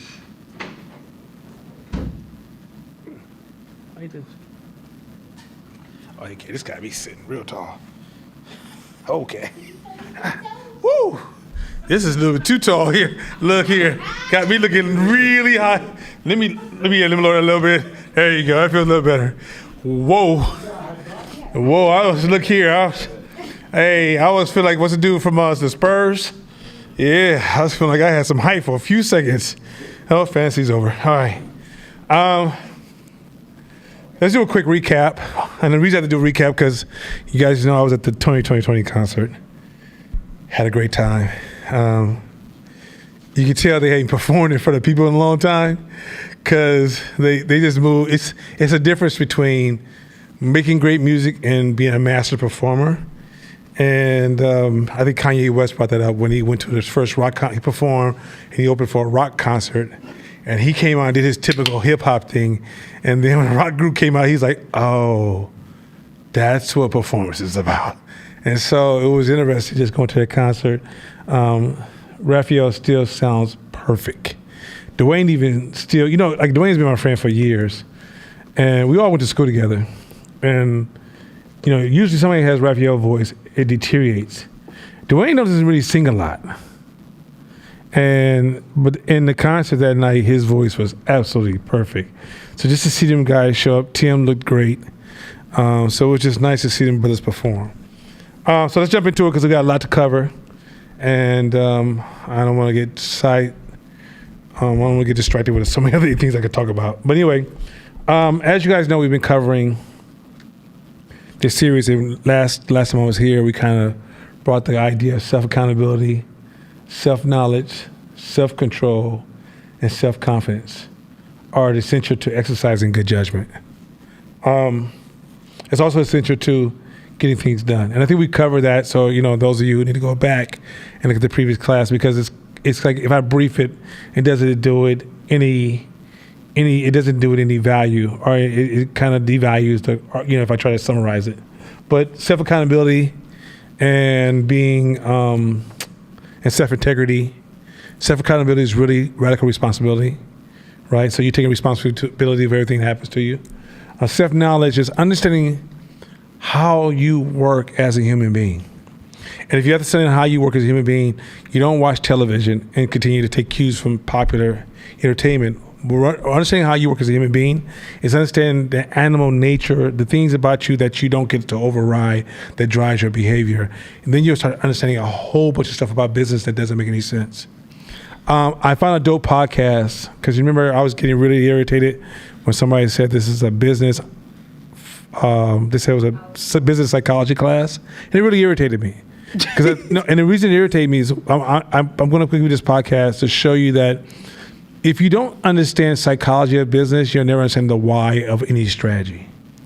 All strategies are based upon human nature and human psychology. So if any system you've ever seen built from corporate culture to business sales to financial system to networking, all economic systems, it's based upon a form of group psychology, individual psychology, human nature, and so forth and so on. So when I'm teaching you the psychology and the why, or I'm teaching you history and context, I'm teaching you principles and models, I'm teaching game theory, I'm teaching scaling, and all that psychology. And all that stuff is just what business. So okay, this is what it sounds like to me. People come to class and say, give me the tool or give me a skill to help me be an entrepreneur. Sad news, bad news for those of you. Please put away the alcohol when I say this. There is no skill for being an entrepreneur. There's no 10 steps for being an entrepreneur, right? Entrepreneur is a mindset. It's awareness. And then if you want to have ownership in this space, as opposed to yes, I can give you a tool right now that may give you a slight boost. What you don't realize is that when that tool breaks down, you can't fix it, because you don't understand how it works. And so if somebody doesn't explain to you how things work, you won't see the opportunities that are in front of you, because quite often people are sending a message to you that you can't achieve success because they won't let you into their system. Not realizing once you're able to decode their system, you realize it's just human interaction systems. And once you understand that, you can build your own system. You don't have to wait for somebody else to bless you into the game. Right? But all the stuff we're teaching you, even though it seems like we're not talking about business, because you're used to people who don't understand business trying to talk to you. For example, you go to a college to try to learn business, they're going to try to teach you, they're going to try to graduate you in business. You can't graduate a person into business. I can't graduate you into this. I can't give you a sense of, like, you come out of college and you should absolutely know you're stuck in theory and you have no application to this world. So in a sense, a business type structure would be some type of structure that's constantly help you refresh, learn and expose you to different ideas, different strategies, opposite ideas, different hypotheses, different analysis, different diagnostics. Like there's so many different things you have to be constantly exposed to, because here's another thing about limitation of a human being. You're like a big library, and you might be on an aisle of thought, and somebody might ask you about another thought that's in an aisle four or five aisles away, and you're like, I can't think about that right now. I'm so stuck on this aisle, right? So you have to almost like prime your brain to change aisles to pull up information. So information is not easily always available, because you're a human being. But what happens is that when you come from these skill-based environments and you're playing this I'm greater than you status games, you think, like for example, with all the information I have to, when I go into a certain meeting with a certain type of client, I have to prime myself to go in that aisle and start pulling up the data. Because if I'm in this aisle, maybe a creative aisle, and you talk to me in a creative aisle about business, I used to say this when I was a photographer. I used to say when I was a photographer, don't talk to me about counting a day before my photo shoot. Because you have me in a accounting aisle, and I'm shooting pictures like an accountant. Right? So the same thing in business. It's like there's different areas of ways I show up in business that I got to prime myself to get in that aisle to be fully present in as far as strategy is concerned. So, but that's because I have knowledge of self. So knowledge of self is knowing what you control, what you don't control, what forces is pulling on you, what you don't override. Like just how you don't get to override using the restroom or eating. There's a lot of psychological things you don't override. You can fool yourself and think you're not. And so what you end up doing is underserving and being victimized by things that you are innately attracted to. But you don't realize how much you're part of an ecosystem of rules and standards that you don't get to escape. And if you think you're escaping it, you're just always at the bottom of the system, because you're not even showing up as far as being responsible to the system that you're part of. Self-control. He talked about self-control the whole class. He just killed that one. And then self-confidence, right? Self-confidence has to be earned. A lot of us, I'm confident. No, you're not confident. Cut it out, right? And knowing where you're not confident. So, for example, if Pastor Chris took me to his church right now, and it's a different culture, and Pastor Chris said, "Hey, Nana, why don't you speak to my church?" I'm going to lack confidence. I don't talk to Christians often like that. Are there Christians in my class? Obviously, right? But I don't focus on Pastor Chris. There's a certain point when I need to have a certain conversation about the Bible or about religion. I'm going to call him up and say, hey, because that's not my area of confidence, because I don't practice that. It's just because I'm familiar with a lot of scriptures, and just because I'm a lover of the Bible, and just because I value the intelligence that comes from that book, doesn't mean that I have confidence in my ability to speak in that space. So that's a kind of brief cover. I'm just making it real quick because we got a lot to cover. Next point I want you guys to focus on is paradigm shift. I introduced this idea of paradigm shift. You're going to hear this phrase a lot in class. So paradigms is like the way you do things, right? The way you see the rules of the world, how things work. And I said in the last class, my greatest challenge is shifting us from a working class paradigm. Remember, slavery ended 160 years ago, but if you want to be honest, about 50 years ago, because Jim Crow was just a rebranding of slavery. So we've been raised in an environment where a majority of our culture has been exposed to doing the work in this country. So we're a working class people. We have the psychology of a working class people. So a lot of times we want to build something, we don't understand the builder's form of thinking. To give you an example of a paradigm difference. So, for example, when I listen to certain things, I hear something different than a working class person does. Yet most people who teach business class are working class courses, trying to teach entrepreneur classes. This is why we call them dogs, because you don't even know what we're talking about. Like, you repeat some of our words and some of our patterns of speech, but you don't even know the context of how we're saying it. So, 1 times 1 is what? Right? 1 times 10 is what? What? I can hear you. 10. Not to an entrepreneur. Not to an entrepreneur. 1 times 1 means that if I pass my action to 1, depending on who I give it to, it can mean millions. One person doing 10 things is different than 10 people doing 1 thing. Right? It's like we don't see it the same. We're looking at a different equation. So why is that important? Why did I bring that up? There's business, most of business, okay, at a certain point of business, most black people, we look at business through tangibles. So we'll say, I did the work, I moved this product here, I bought this, I have this much cash in the bank. And we kind of over leverage the tangible stuff. I told him what to do, he did this, I did this, you pay me this, and this is how I grow my business, right? And this person invested in me, so I was able to do more of this, I bought more of this, I sold more of that, so my business is growing. I call it the barbershop effect, which is you only can cut so many heads. Are you getting paid? Yes, you're only gonna get cut so many heads. So you already limited your growth. A certain level of growth of business is all invisible. It's a whole bunch of invisible principles. If you want to get past the barbershop level, the barber has to say, what kind of branding can I do with the people that I'm touching? And what type of opportunities could I produce from the relationships I establish that positions me in a relationship with the individuals I am cutting their hair to sell them other products that I can sell to them in my sleep. Now the barbershop has a whole different level glass ceiling. But as long as he focuses on, I cut hair, I get paid. I cut hair, I get paid. He only can make so much money because he only can cut so many heads, right? Even if he hires a group of people, it only can go so far because even as that starts to grow, you start to run across skill limitations. So then your product starts to becomes compromised as it starts to grow. Remember that used to be a supercut or whatever, all right? It gets compromised over time. Everybody can't be the original supercut, right? So there's so many invisible points in business that are not visible in our conversations. It's not visible in your observations. It's not visible even if you work there, right?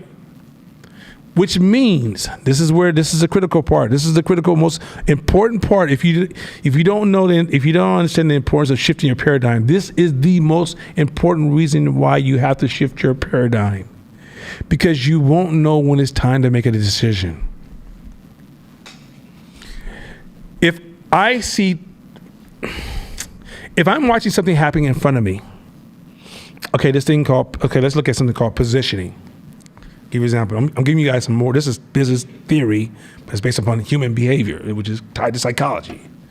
But it's called positioning. In life, you play life on the easy game or the hard game, right? But if you play life on the easy game, business starts to seem fun to you.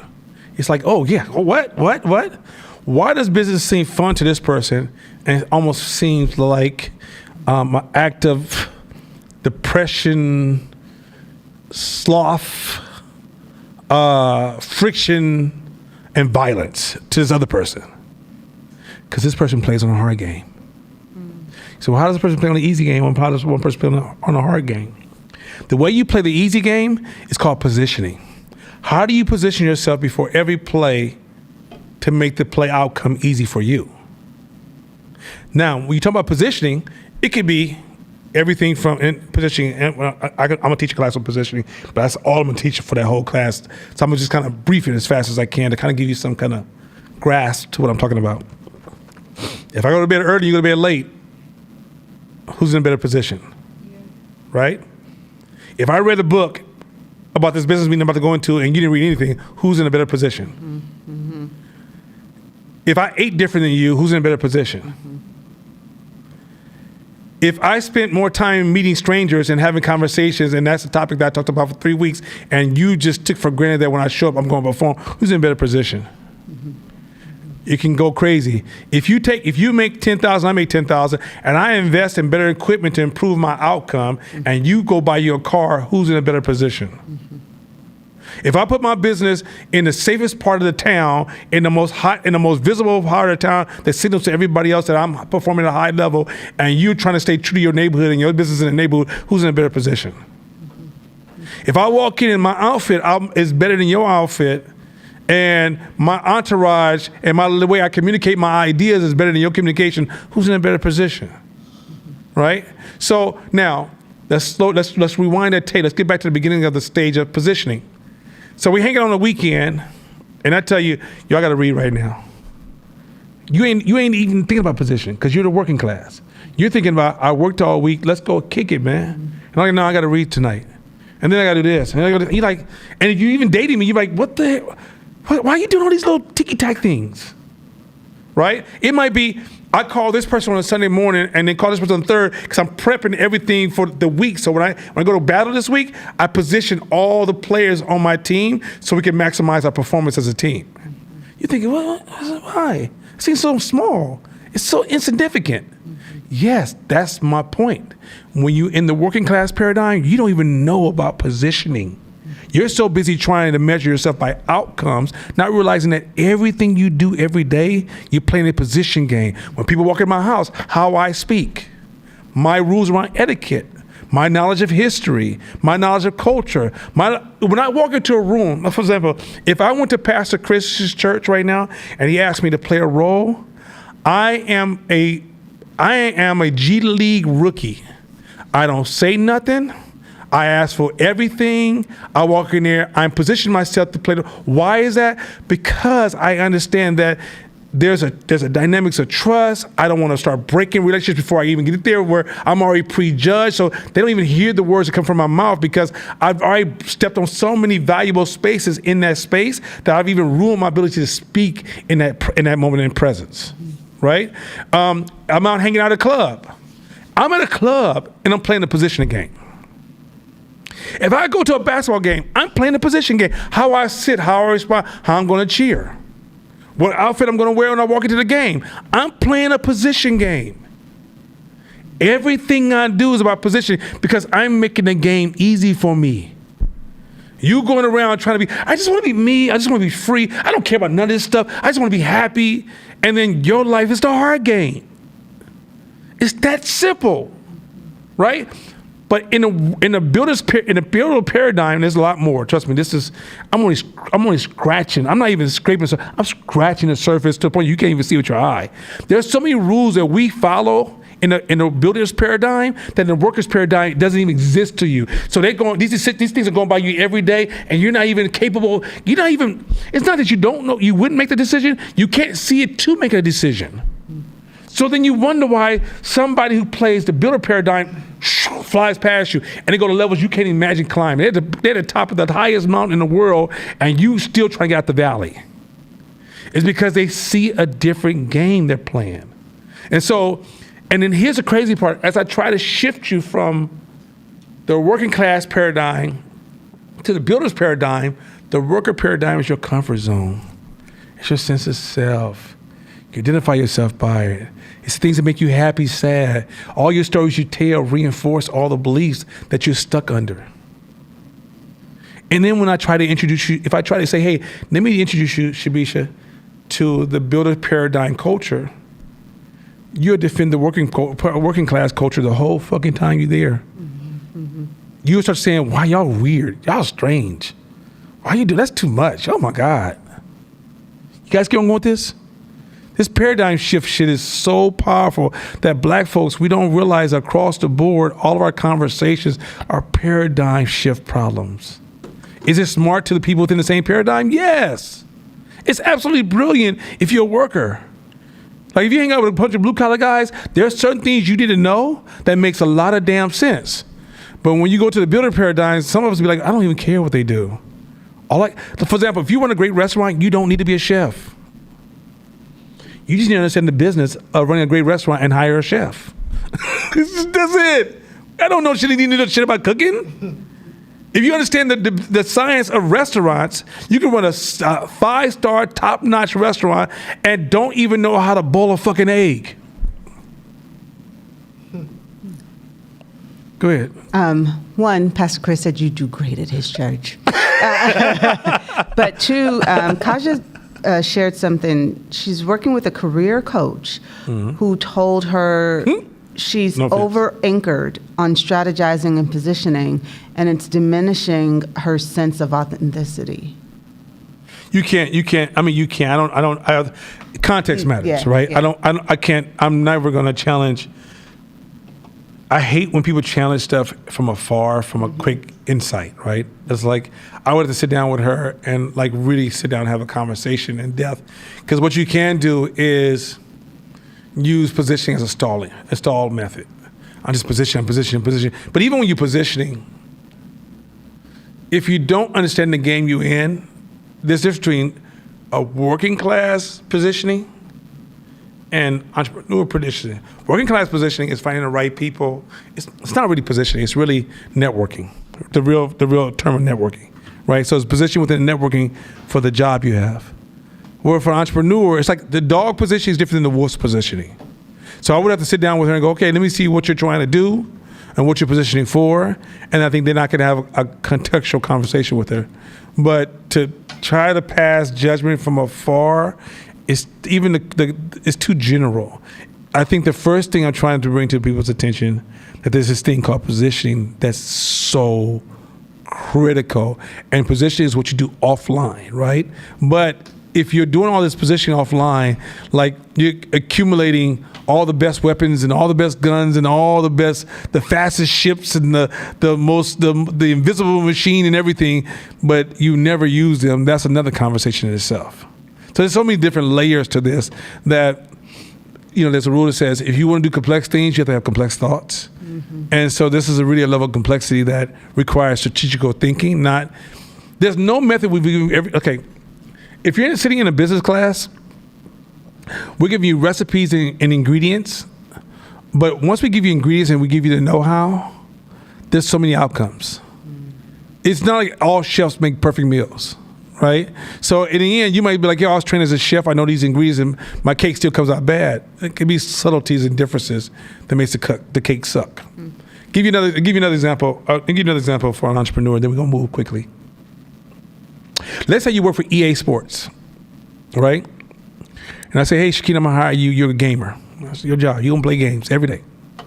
And we're gonna give you different games: basketball, baseball, football, shooter games, first-person shooters, driving games, just a plethora of games, right? And your job is to play through the game and then document the human experience, but you've got to get to the end. If you can't get to the end, I can't really work with you, right? Is it enough to master one game? Is it enough to even master all the games of that year? If you're a gamer, you got to become a master gamer, not a master game player. Entrepreneurs are gamers. Some of you are coming to this class trying to master a skill. Like there's one game I want to play. Teach me the skill of mastering that one game. The problem is that if you got the job in the 90s, you ought to work by 97. Because as the game continues to change and advance based upon new things that's happening in the universe and all these random adjustments, your job is to learn the principles of gaming and be able to adjust with all these adjustments and be able to eventually at some point figure it out, right? That's what an entrepreneur does. What some of you guys are doing is you guys are looking for an instruction booklet on a cheat sheet on how to beat NBA 2K0 or 1, right? And you don't realize that you're approaching business wrong. You got to think about this as I'm going to be playing a game for the rest of my life that's going to always change. You don't get to play the same game over and over and over again. Like 510 Media has not been the same 510 Media. Even since Shabisha moved on, 2 years ago, we're no longer the same company no more. We've already evolved from that. Because as things outside forces changes us, we got to adapt and change to that, and we got to change the way that we play the game.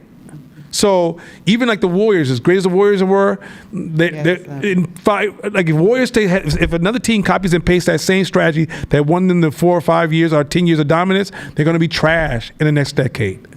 Because the game's going to change. All the rules are going to change. So if you're going to be in the basketball industry, it is not good to build focus on skills if you're trying to play this game. It's always staying up on all the adjustments necessary to be a gamer. Entrepreneur and a gamer, that's the same damn type of approach. So if you're in this class, the reason this class is always changing, why you have to stay practicing, because this game's going to change. There's some shit we taught in the 90s that was actually true in the 90s. We taught like 5 years ago. That was true 5 years ago. And the game's already changed, sorry. For example, you know how I was fussing at everybody about selling your products for being too expensive? Or I was fussing at everybody about going to the cohorts to receive money from the nonprofits. We was in a financial bubble, right? This country was like, we had more money was just being printed. Government was printing trillions of dollars. Money was everywhere. Okay, now the government pulled that lever and says, all right, let's raise these interest rates. Let's slow this game down. All of a sudden, See, at first, you was winning the game on easy because the government made it easy for you. So you thought you was a master gamer because they was playing it on, you weren't even playing on easy, you was playing it on introduction. So you just get through the intro and thinking you a master, right? Now they're going to pull that lever and pull it to hard mode. And only true entrepreneurs are going to survive. And you're going to hear a whole bunch of death stories. Oh, I'm dying because of crime. I'm dying because of this. I'm dying. No, you're dying because you never became a gamer. So when I'm teaching this class, I'm not going to ever teach you a particular skill, because that's like me trying to teach you how to be 2K10 and we're in 2K24. I promise you, if you know how to play any game from 2010 and you get the rendition of it in 2024, you're going to realize, whoa, even Pac-Man is different today. You'd be like, wait a minute, there's just too many things moving around. What's going on with this? Right? Because gaming has evolved, just like entrepreneurism has evolved, and it will constantly evolve. So this whole idea of what skill do I need to learn to be an entrepreneur is the wrong mental approach. It's not a skill game. It's a life game. It's an observation game. It's a psychological game. It's this whole thing of understanding the patterns of life and how they're constantly adjusting, learning the rules of the universe, and then showing up to those rules. With that being said, next slide. Let's go. This is now we're gonna get into some how to actually build yourself up. Ready? Let's go. Setting the standards. It is inevitable, if you enter into relations with people on a regular basis, that you will grow to be like them. So this is going to be more powerful. Go ahead, keep going. Oh, this is much more powerful than you guys realize. Keep going. Place an extinguished piece of coal next to a live one, and either it will cause the other one to die out, or the live one will make the other reignite.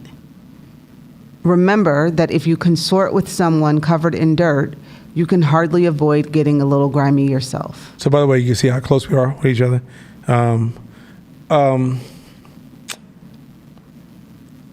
This is part of the formula. So somebody asked, and this is research that's already been done in this area, how did humans put a ship on the moon? And it's not intelligence. Let me say this again. Somebody asked, how did humans put a spaceship on the moon? It's not intelligence. You know what it is? You know what makes a group, individual so super strong? Culture. Human culture is the most powerful tool in the world. It will make you surpass culture. Remember I told you guys a long time ago, process over people? You know what I mean? Like the group, it will always outperform the individual. Culture is everything. Networking is everything. If you meet a person who's very, very powerful in this world, you have met a super powerful culture. That person may be, there's certain people, so for example, 1 times 1 can equal 1 million, because that other one person could be a super hub. A super hub is a person that knows so many powerful people that if they make one phone call, everything can change.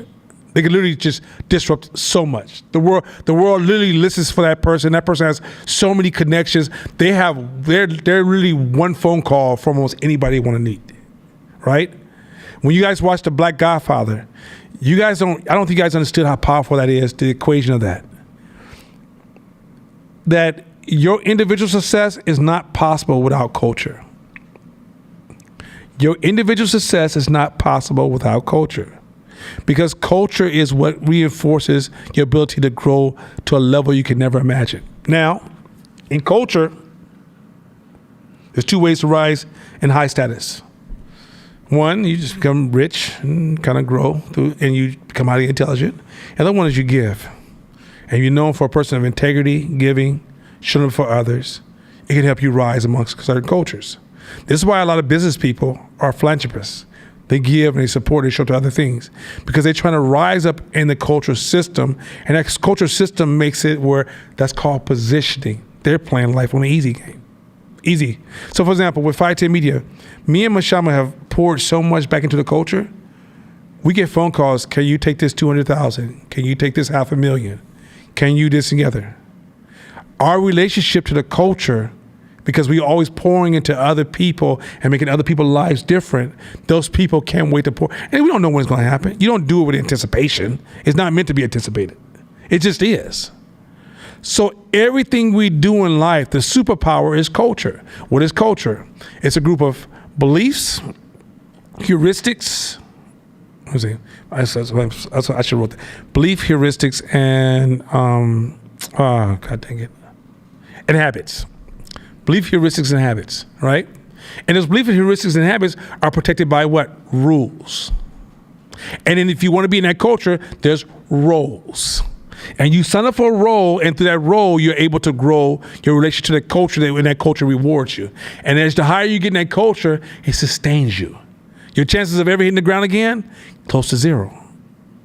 Because if you come close, for example, if I was to lose 510 Media, my investment into others has set me up, and my investment in myself first, go back to what Court said, because I can't gain status in the culture unless I invest in myself.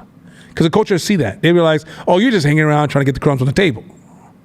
And they'll treat me like that until the day I die.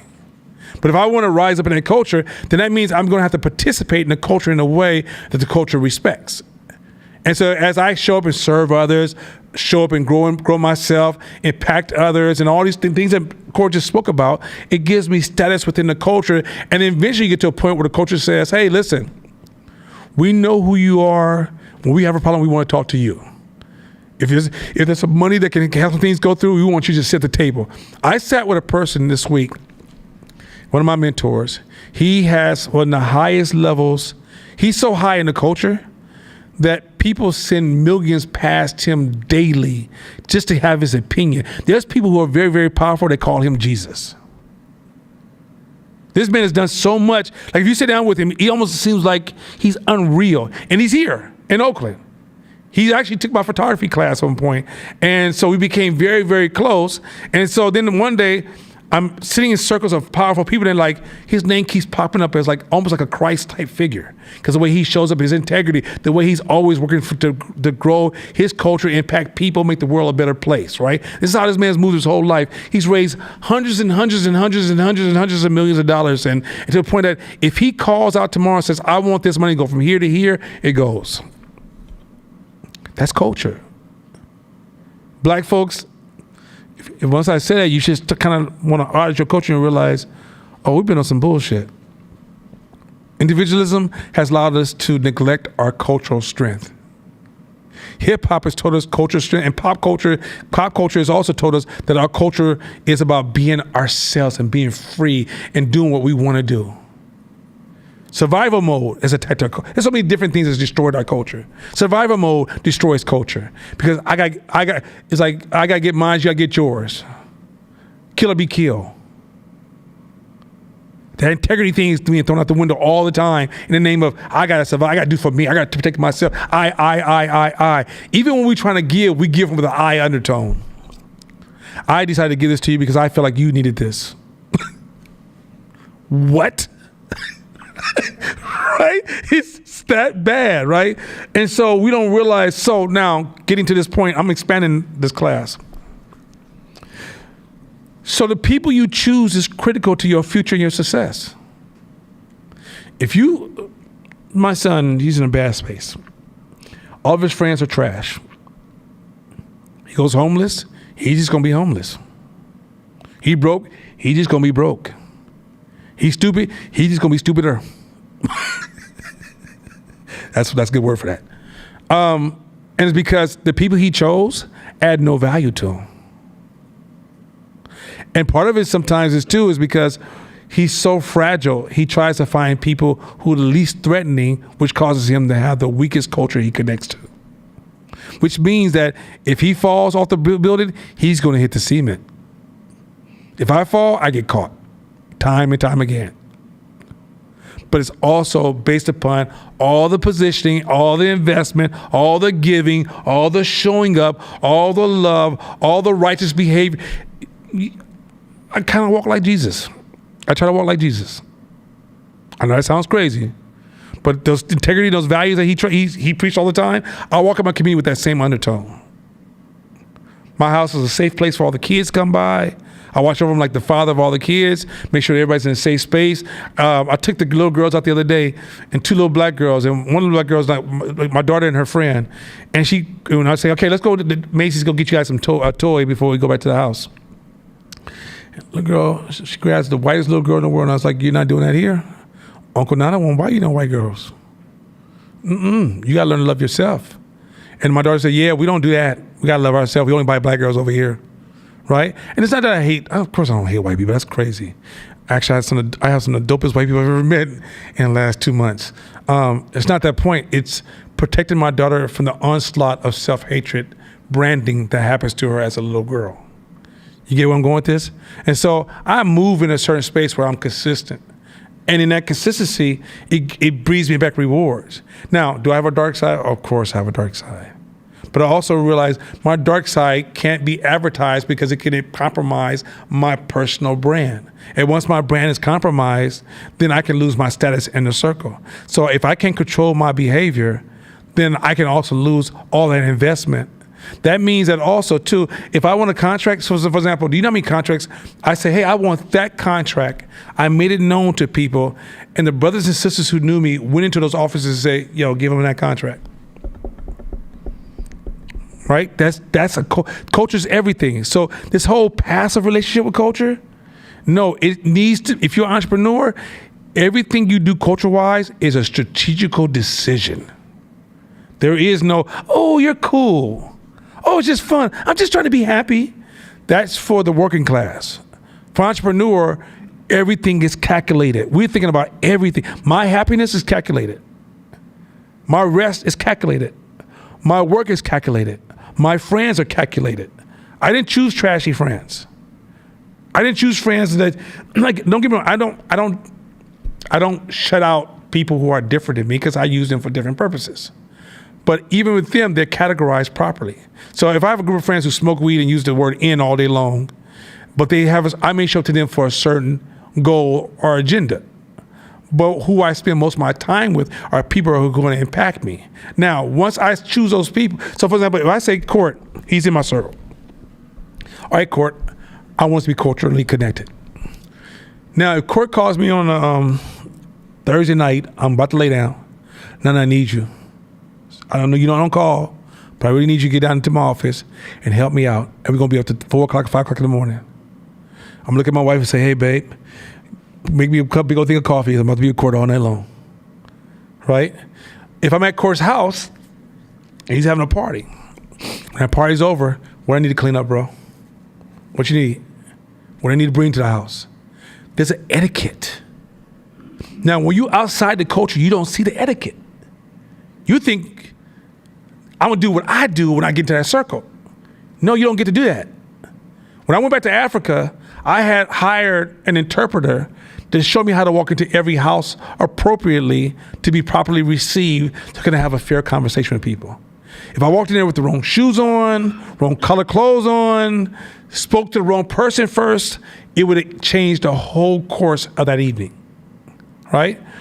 In some cultures, they would require you to make certain donations, eat certain kind of foods, eat a certain kind of time, or a certain type of way, how much you can finish off that plate. If you bury your hand eating like this at a certain group of people, you're not coming back to that dinner again. Right? There's a certain thing. If you go out with certain people and they order a certain kind of food, you better be prepared to eat that kind of food. If they're at a high-end restaurant, you're like, y'all can get chicken nuggets or burgers in here? Oh, okay. Oh, you drop ketchup on some caviar? Oh, okay. Am I lying?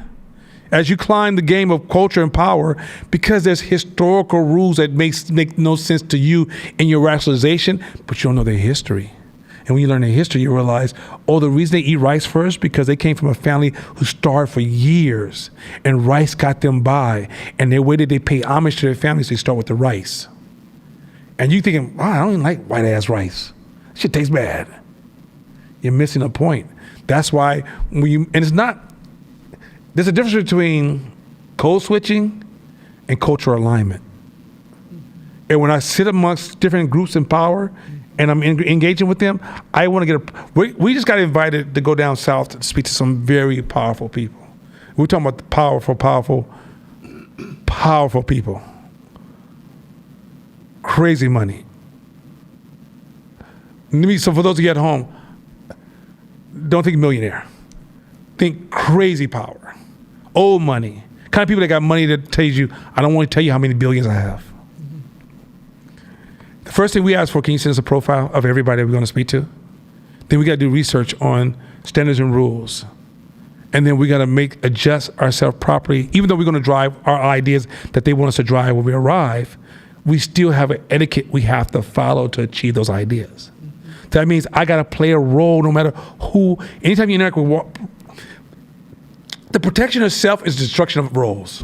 Just make it that simple. As you protect yourself, you destroy your ability to join other cultures. And I sit amongst from Japanese, Jewish culture, certain Middle Eastern cultures, African cultures. I have a lot of strong connections. A lot of black folks from the South. That's a big cultural difference. A lot of different rules. Florida black folks are different. New York black folks are different. Baltimore black folks are different. Atlanta black folks are different. San Francisco black folks are different than Oakland black folks. And if you walk into these circles, you gotta know how to show up. All Latino peoples are not the same. Especially, you can never stereotype an Asian culture. It's one of the largest cultures in the world. Waste your time. They're not the same, right? So you got to learn these etiquette, and you got to think about who you're choosing. Next slide. Go ahead. The first step to building any of your strengths is raising the standards to which you hold yourself. This in itself is critical. What standard do you see for yourself? So before you can raise, I want to be successful, okay, but what standard do you hold yourself to? If you hold yourself to low standards, hip-hop is a race to low standards. Modern day culture is preaching low standards over low standards over low standards. I'm warning you guys, you're stuck in a negative bubble. Once you decide you want to move into a larger circle of world and perform at a whole different level, look at early Jay-Z and current Jay-Z. Mm-hmm. Look at those who are moving up the ladder of success and growth. They realize, it's a standard game. How you move, what standards you hold for yourself. Keep going. A practical matter of looking around at the people and practices that pervade your day-to-day environment. So even if you think you hold yourself to a certain high standard, but everybody around you don't, then you don't either. Hey, I was thinking about Andre 3000's new album, and he was saying, it was talking about like rap. How come you ain't got no raps? He's like, y'all don't need raps, y'all need healing. Whoa. Whoa. That's hella powerful. Because he did a flute album. It was just all flute music. Wow. That's tight. That's dope. I mean, that's the thing, like right now, is like, look at the people around you. And if you can resist the people around you that are healthy, it's probably because you hold yourself by a low standard. Like if you want to increase your standard right away, find people with high standards and align yourself as fast as possible and bite your tongue every time you want to let the blood run out your mouth. Because it's almost like, so you guys know I stopped eating sugar a month and 2 weeks ago. And the first 3 weeks, everything sucks. You just be like, I just want a cookie. I don't hear you, but I just want a cookie. Fuck what you talking about. And then people are like, try this. You be like, yeah, ain't got no flavor. About a month, when you hit the month mark, all of a sudden those things have hella flavor. But if I responded to what I liked, I'm going to be on diabetic pills at some point. You guys get where I'm going with this? Like, what you like is not what you like seals you in the vault of your limitations. Can you move past what you like? Can you literally move past what you like? If your argument is, but I didn't like that, I don't know what to do with you. I don't know. Because I learned to reinvent my likes all the time. And a lot of my likes, I realized they were just, once I really examine why I like something, I'm just copying and pasting some social contagion. Next slide. Our surroundings influence us, both our physical environment and the people around us. Okay, let me say something about the physical. The people around you, we've preached this 1,000 times. Your physical environment, where I go and how my house looks and where I go and what I do. Even when I'm really stressed, you know what the first thing I do? I start redesigning my house. If you ever see me, like you come to my house, I'm redesigning, I'm resetting myself. I don't hang out in trashy spaces. I don't do it for a reason. I don't go to certain people's houses that feel a certain kind of way because it produces a certain energy that can become so normal to me I won't even see it happening. I pick and choose every place I go and every place I interact. And if, once again, this is invisible to you if you're not in my paradigm. But when you're in a builder's paradigm, you realize that I understand because I now have knowledge of self. I realize I don't have control over certain parts of my behavior because I'm designed to copy and paste as an animal. Unconsciously, it's a subconscious act. So if I'm around people doing trashy stuff, I'll become trashy. If I'm around people who are racist, if I'm around people who are stressed, if I'm around people who complain, if I'm around people who think they're right all the time, if I'm around people that always hate the world, I will adopt all those behaviors. So remember you say I don't like earthly people? It's because the fragility they were projecting, I didn't want to be around them because I know that, hey, some of the things they eat and drink, I like it. But after I get my food and drink, I'm out of here. I don't hang out in the restaurant with them because it's going to turn into like victimization undertones. And I don't want to hear that. So I hang around with people who says, if something happens to them, if I'm with court, I don't get to say to court, man, what Pastor Chris did to me was not unfair. You're like, well, what'd you have to do with it? We're designed to say, bro, you got some responsibility in this. What the fuck, what part did you play into? So that's why I choose the environment and the people I'm around to maximize my possible performance. Last part of that sentence. Few things are more important in life than avoiding the wrong people. It's tempting to think that we are strong enough to avoid adopting the worst of others, but that's not how it typically works. So when you're around people of flawed behavior, don't think for 5 seconds you are strong enough to weather that storm. You can't. Okay. This is the biggest illusion I've seen, and one of the biggest illusions I've seen in this class. People will understand these principles and think because they know the principle, they can rationalize the principle, they will show up to the principle in impulse. But impulse, they're almost as elementary as they can be. But when they're thinking, they're brilliant. Well, the impulse has a tendency to have more impact than the brilliant thoughts. So if you're around other people, you want to get your impulse game up. So if something just happened, like for example, let's say you're in the military, right? You can train in boot camp all you want. So they put you on the field, pow, impulse takes over, you running. The rest of the troops look at you like, what the hell? You get shot while you running, right? How do you train yourself so if you're actually in war, your impulse is what to do right while the bullets are flying? Mm-hmm. So you're in business and you stress out. Does the impulse teach you to go back to revert back to who you were 10 years ago? Or do you show up as the person you want to be today? And the people you're around, it's going to impact how you respond. If you're at work and all the people that come to your office, that you got, like for example, let's say you're a barber and everybody comes to your shop, it's superficial as hell. And then you take this class, oh, you're struggling. You're struggling. Because they're shaping your emotional sensitivity levels to a point that when you sit in this class, it's almost like, yeah, I hear you. And then if you finally, let's say you don't go to work for a month and you really get used to this class, you go back to cutting hair, you be like, oh God, what the fuck they talking? And then eventually, as you get comfortable, then you get back, and so now you're stuck between these two worlds. That's one of the reasons that when I built 510 Media, Mashama grew after I grew in certain areas. And I never forget, I walked away from being in the office every day because I was getting stuck by the people who were coming to the office. It was keeping me here.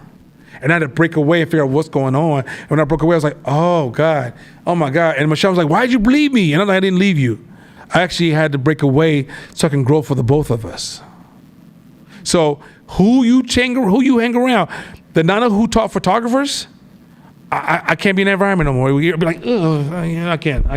Bro, these excuses get on my nerves. So it's You gotta pay attention to everybody around you. I don't care if it's whether it's work, I don't care if it's personal, because it's becoming you.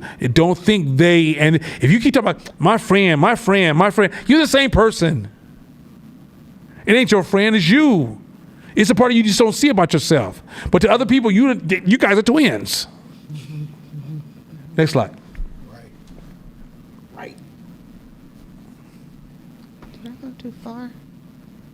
No. Go ahead, next slide. Okay, there we go. Okay. Becoming like the people around you means that over time you come to adopt their standards. Uh-oh. So whatever standards all the people around you have, you slowly adopt their standards. Keep going. If all you see are average people, you will end up with average standards. Wait a minute, say it again. So you said entrepreneurs who are trying to perform at high levels, if all you see is average people, tell them, Vic, listen to this. If all you see is average people, you'll have what? Average standards. Okay, keep going. But average standards aren't going to get you where you want to go. Uh-oh, keep going. Standards become habits. Wait a minute, you said what becomes habits? Standards. Shakita, I think she said standards, your standards become a new set of habits.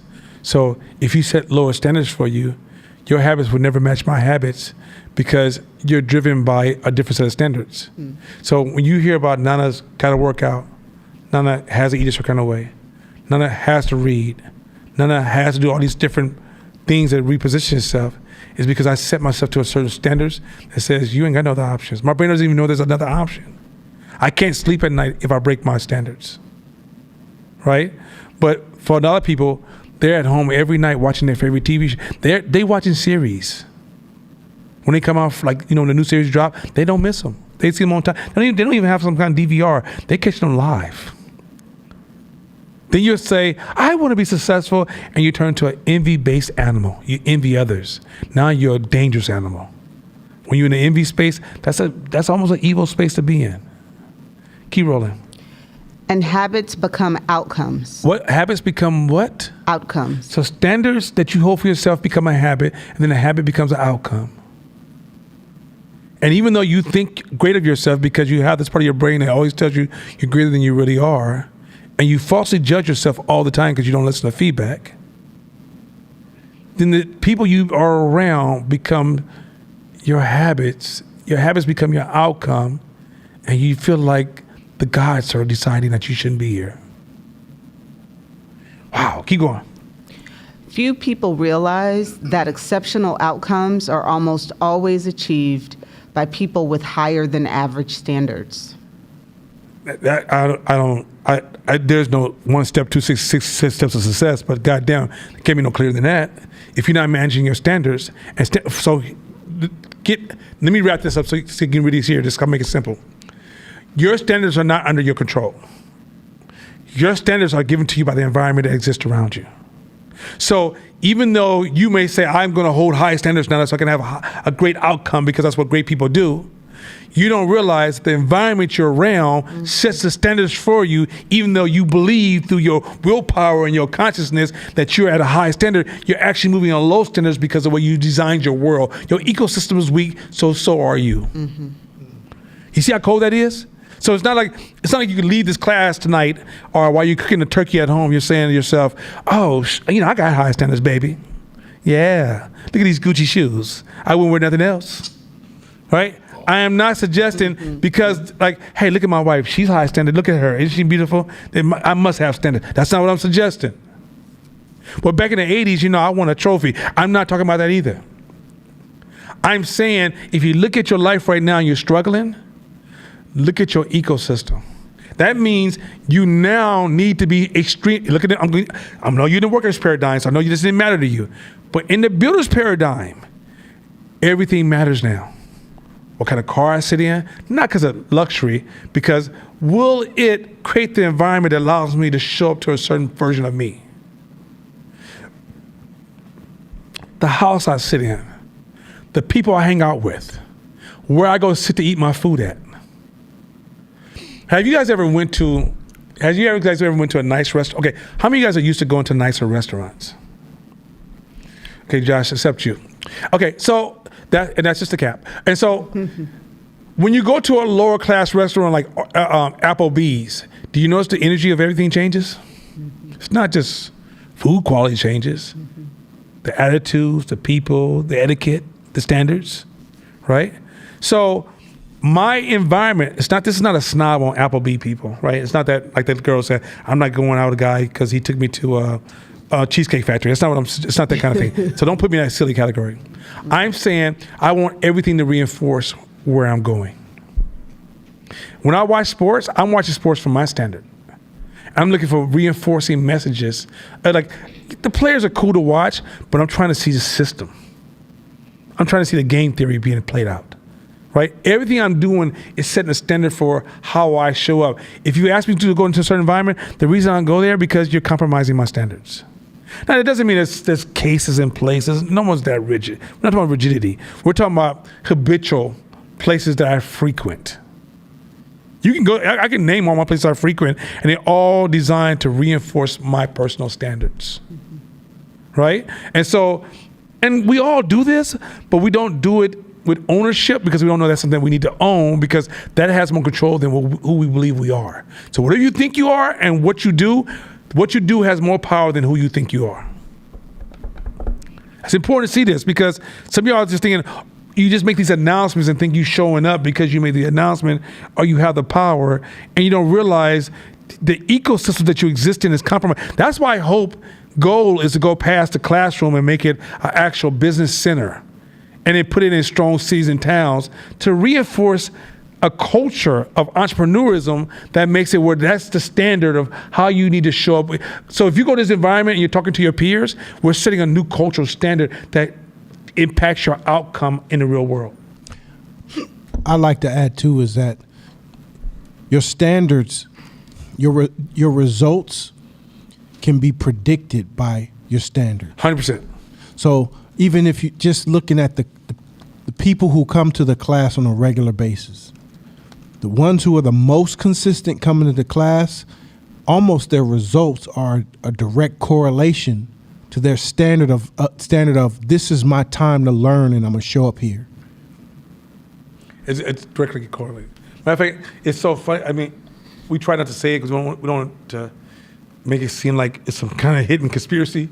But when people fall off from class, we see the same, because it's not really about the class. It's about their dropping standards. Oh, no class. Okay, no gym. Okay, no studies. Okay, I'm just gonna figure it out. I'm just gonna keep chasing this money, and they come back like, oh my God, now I made this huge mistake. And I try to be human and not say I told you so, or hey, I saw it coming, because that'd be shitty. So what I do is I say, what happened? And it always gets down to, yeah, I just stopped practicing, and I started making bad decisions and bad mistakes. Of course you did, right? It's like, somebody asked me the other day, Nana, how you know so much about business? I said, it's just a practice. If I stop practicing, 3 years from now, you'll be like, no, you don't know shit about business. That's it. I'm not special. The only thing special about me is I've been given the opportunity by God to be here. That's it, right? So what I do with it, that's me committing myself to certain standards, to have certain habits, to have certain outcome, is me paying homage to the value I've been given to be here. Next slide. The most successful people have the highest standards, not only for others, but for themselves. So let's get back to culture. If you're in my culture, you don't like me, you know why. This should tell you why you don't like me. I don't know how to do anything else. The game made me, I didn't make the game. People with high standards hold high standards for others. I can tell when you don't have high standards because you're constantly forgiving others for low standards and adopting people in your circle. I won't adopt you in my circle. Will I support you have low standards? Of course I will. That's what this class is for. I support low standard people my whole life. I just won't let you too close to me, because you're going to betray yourself around me. You're going to do something and I'm going to be like, I can't have you around me. I even had low standard people bring their kids around my kids. Like, no, take your kids home. Too much. Your kid say MF one more time. We're not doing this, right? It's like standards do make a difference. and don't get me wrong, it's not rigid. It's not. I know your brain is rushing to the most extreme idea of Nana's sitting here with a smoking jacket and a long extended cigar, and he's going, "Get away from me." No, it's not what I'm saying. But if you don't think I'm designing everything, I'm designing everything. Every decision in my life is I'm moving with so much intent. It's ridiculous. I'm intentional. I'm very intentional. I'm very, very conscious of. I have impulse feelings. But then I come back and analyze it before I make the decision. I just slow my decision making down. I pause my impulses because I'm like every other human being. And I go, will that work for where I'm trying to go? And I'm designing my life. Does my designs have flaws? Of course they can have flaws because you're human. But it's intentional. I own it. So when things happen to me, I took responsibility for that. I made that choice. It's not an accident. So it's critical. Keep going. Champions don't create the standards of excellence. The standards of excellence create champions. I'm not this way because it's Nana. If you meet anybody who's performing, we're gonna sound like we just went to the same class and repeating each other. Champion to perform high in anything, it's a whole different form of thinking. It's a mindset. When I go to a fair with my family, I have a great time. Always have a great time. I just know I'm not like everybody else. I made a deeper commitment. I mean, Pastor Chris is online, and he's at a high level in a religious circle. He can hang out at a party with everybody else. He's not everybody else. He had a festival. He's not everybody else. He had an airport. He's not everybody else. And you know what you find too? Champions attract other champions. We see you, we smell you, we hear. You could be talking to somebody over here, and I'm like, "Excuse me, what do you do?" Mm-hmm. You literally become magnetic as you start to grow yourself. It's like you're a superpower magnet, and you attract other champions. And then when those champions get together, it forms a system that feels like a conspiracy. And all it is just the principles of systemic, complex adaptive systems. Next slide. High standards are consistent across top performers. Go ahead. When you look at any athlete or team that performs on a level beyond what you can explain by luck or talent, you find a commitment to high standards. High performer, anytime you see top winners, you saw top standards. Anytime you see somebody had a relatively long winning streak or are known for their winning or their high performance, you're meeting high standards. If you meet those people, you're going to feel rejected because you're not in the culture. And if you're a high performer yourself, you may not feel that rejection. But if you're, for example, first time I met Baron Davis, he comes into my office, typical Baron Davis, egos to the moon. By the end of the meeting, he's like, "Yo, I need to introduce everybody." We just had a regular conversation. But as he heard things I believe in, he's like, let's go have a conversation. Let me introduce this person. One time, Baron is like, "Yo, no, this guy gonna call you. He got this little small project, got like 50 grand. It was so easy. It was like ridiculously easy. I was like, "Yo, I'll give you 20 when he comes in." Call him up, "Yo, finish the project." It was so easy, man. Like the 30, even the 30 I'm gonna pull from this feels like somebody just threw the money over the fence. He's like, "No, you keep the 20, man. Just keep performing." It's a different world. Mm-hmm. From the outside, it looks like, what the hell's going on? Mm-hmm. But Baron also knows if he calls me in the market, when he hired a new staff for a new project, he wanted me to consult with his coach his staff for a couple of phone calls. He didn't, "Nana, can you coach my staff?" He knew I would say yes because that's part of the cultural connection, right? It's a different movement, but you got to grow yourself to have that access. Then you move amongst people differently. And all of a sudden, but if you walk up to somebody in that higher tier of performance and you're just thinking about what you want to do in life, they won't see you. You won't know how to talk to them. You won't hold their interest for long. If you're cute, they may stay around and look at you for a little while, but they don't really have any value for you. That's a real talk. But as you invest in yourself, watch all of a sudden those doors just open up magically. This is what it is. Keep going. Next slide. The best teachers expect more from their students. Wait a minute, you and said the best who? teachers Expect what? more. So teachers who kind of just, protect your feelings and only say things that makes you feel right and don't mess up the moment and respect your communication filters. Communication filter, which is you didn't say it right to me because I didn't unlock the code of how to talk to you because somehow you're so special that I got to figure out the deepest code in the universe just to how to get opinion across. That because I don't do that, I'm a bad teacher. Or what did it say? The best teachers expect what? More Oh, damn it. But keep going. from their students and from themselves. And from who? Themselves. That means I hold myself by the same standards that I have the conversation with you, right? Great. I just want to make sure. Keep going. And more often than not, the students rise to meet those expectations. The dope students do. Some students will turn against me and tell me I'm attacking them. Keep going. The best leaders expect more from people. They hold them to the same standards they hold themselves, a higher standard than most would otherwise know is possible. So remember, Course said that when you're an entrepreneur, you're getting pushed past your limits. But you can't push others past a limit until you grow yourself. And this is the problem. Many of us want to tell other people, this is the same rule with parenting. I want my child to be amazing. Are you working on being amazing? Mm-hmm. I want my staff to outperform everybody else. Do you outperform everybody else? Do you move like that? Your staff can never surpass you. They're going to just be what you are.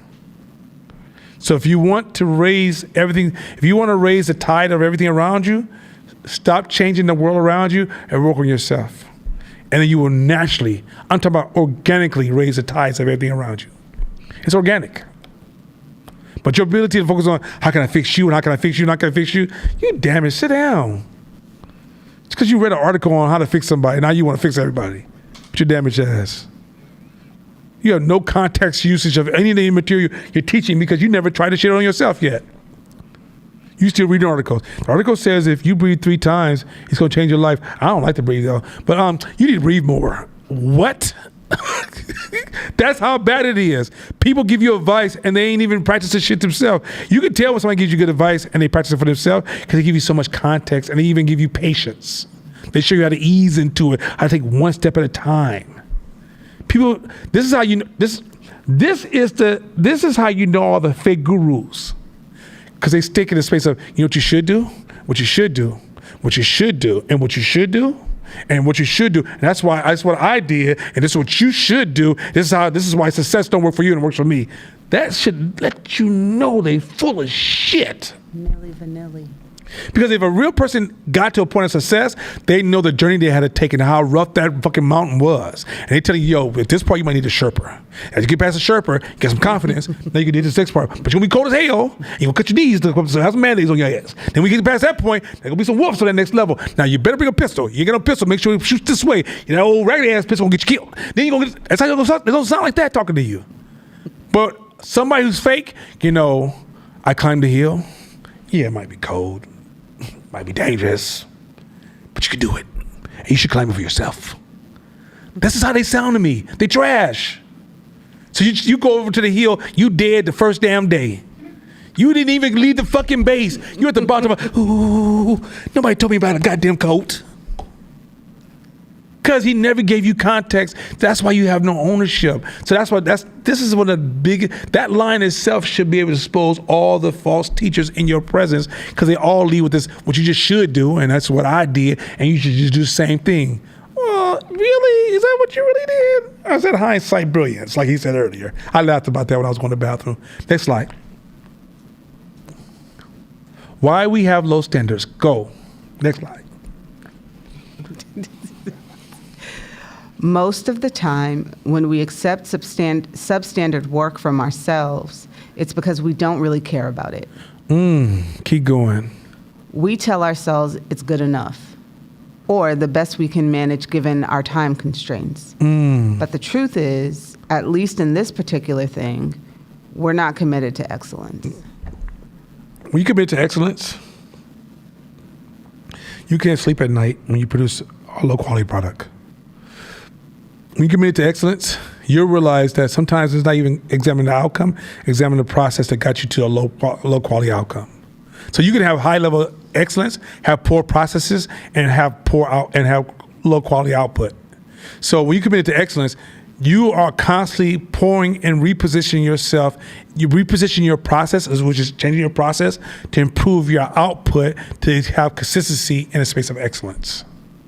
But the reality of it is this: most of us don't really care about the outcome of excellence, because most of us are just trying to hit a lick.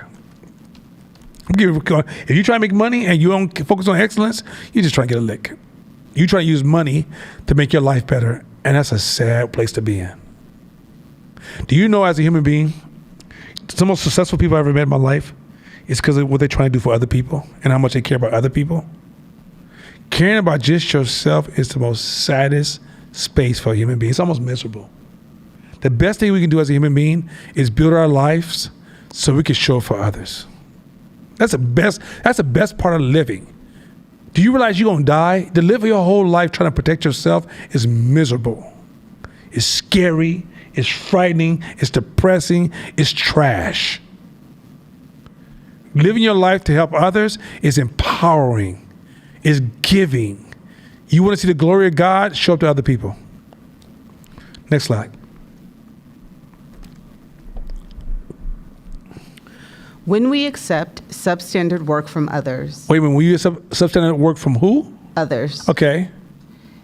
It's for the same reason. We're not all in. Black community.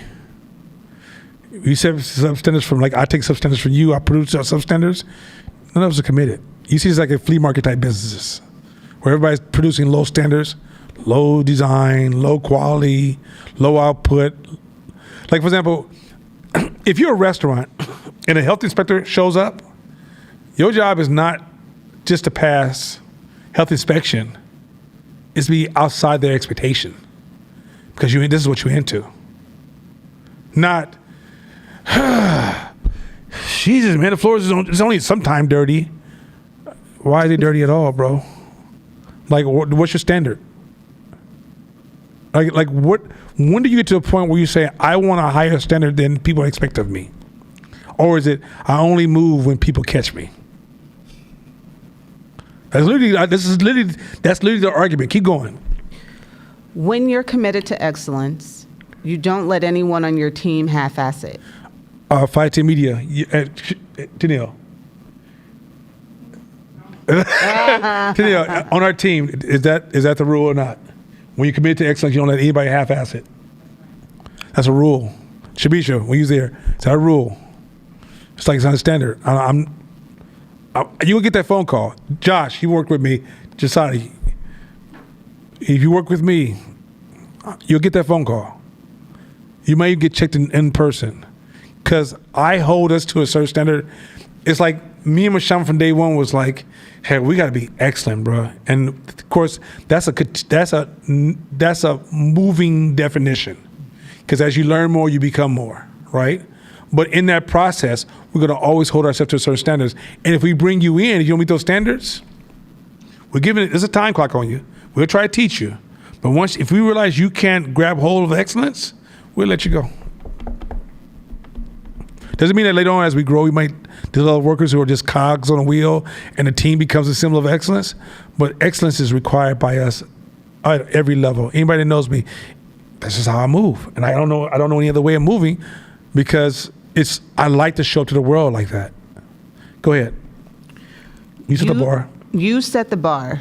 You set it high, and you expect anyone working with you to work just as hard and level up to what you expect or above.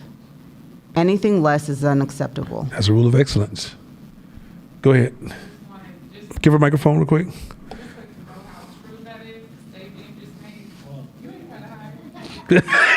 She's like, oh, mama.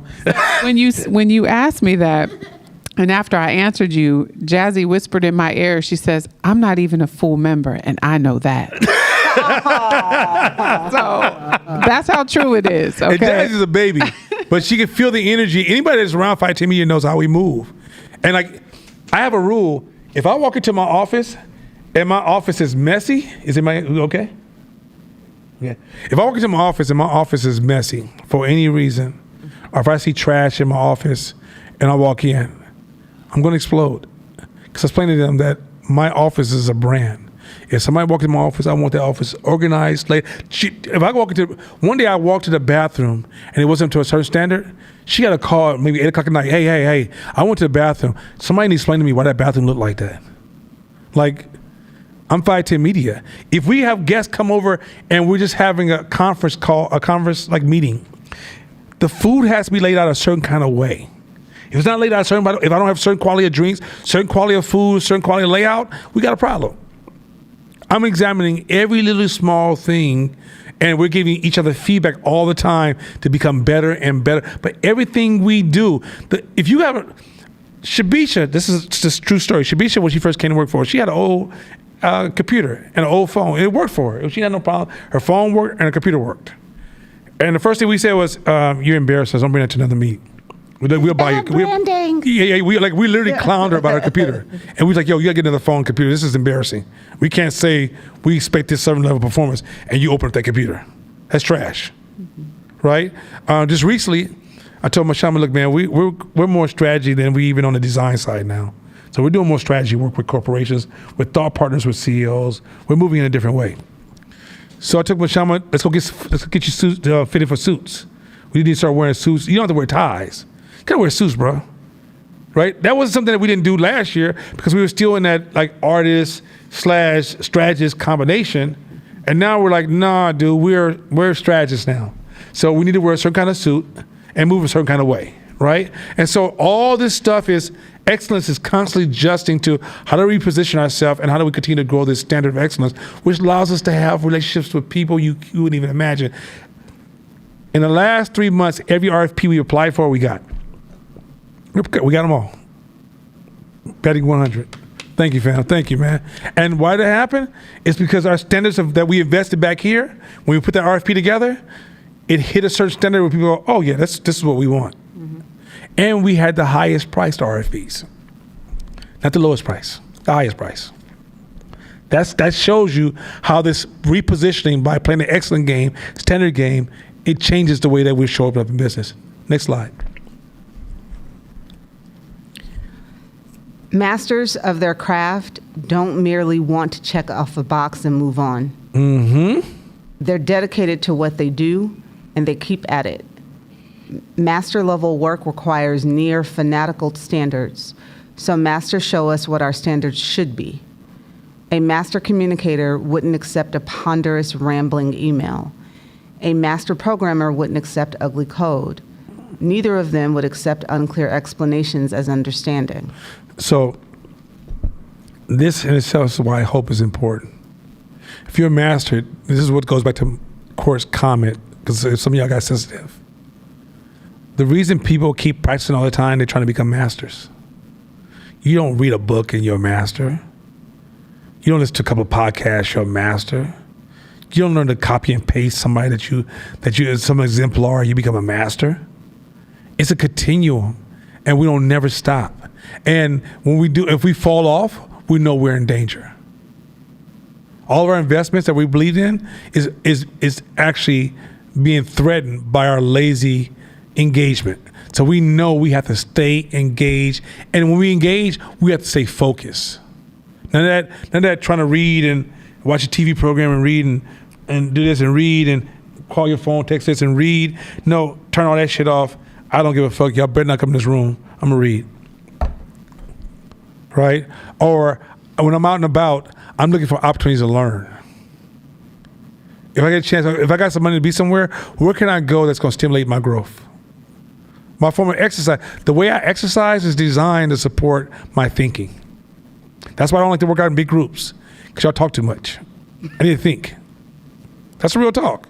I'm not even lying. I used to love working out because it feels fun to work out groups, right? So it's a joy, but that's not what I'm working out for. I'm working out because it's an opportunity for me to unlock ideas and clear my mind of noise so I can see clearly, right? And make strong decisions. And when I'm working out by myself, I can put my headphones on silence so I can hear the weight clamping and people talking, and I'm able to use my brain to solve problems. If you start talking to me, you're going to cut off a moment of my problem solving. So I have acts and habits that allows me to work on my mastery, and I take that space very, very serious. I don't need to read a book to check a box. So check a box is how some people take this class. What do I need to do to be an entrepreneur? What box do I need to check? There's none. There's no box for you. Mastery is a lifelong commitment. When you decide to be an entrepreneur, you like, for example, if you decide you want to be an MBA, if you're an MBA for 20 years, you're going to have to practice for 20 years. You don't get to practice the first 3 years. You have to practice for the full 20 years. Well, if the MBA was able to last your whole life, that means you're going to be in the gym for the rest of your life. It just is what it is. So if you want to be an entrepreneur, you're going to have to be practicing this game for the rest of your life. And guess what? Your practice is going to change based upon what level you're performing in the game. Next slide. We'll never be exceptional at anything unless we raise our standards, both of ourselves and of what's possible. So another thing too is what's possible. That's 5. Remember I told you guys a minute ago that a lot of you guys are stuck in the limitations of the rules you've been exposed to. So once again, in the 1600s, the rules for building an airplane and a cell phone was here. We just didn't know the rules. But if somehow somebody unlocked the rules in the 1600s, like I told you guys, they've been called a witch and got killed. Don't do it. I'm not going to do it. They got killed. Because somebody would say that's magic witchcraft, right? It's not magic witchcraft. It's somebody's knowledge of rules, right? So some of y'all are stuck under the rules that you'll never be free. There's no rule that says you'll never be free. It's a rule you just conjured up. Somebody said, as a black person, here are all your restrictions. That's some rules you just made up. There are unimaginable possibilities for you once you learn new rules. Once you learn new rules, you have access to possibilities that you didn't even know is even close to possible.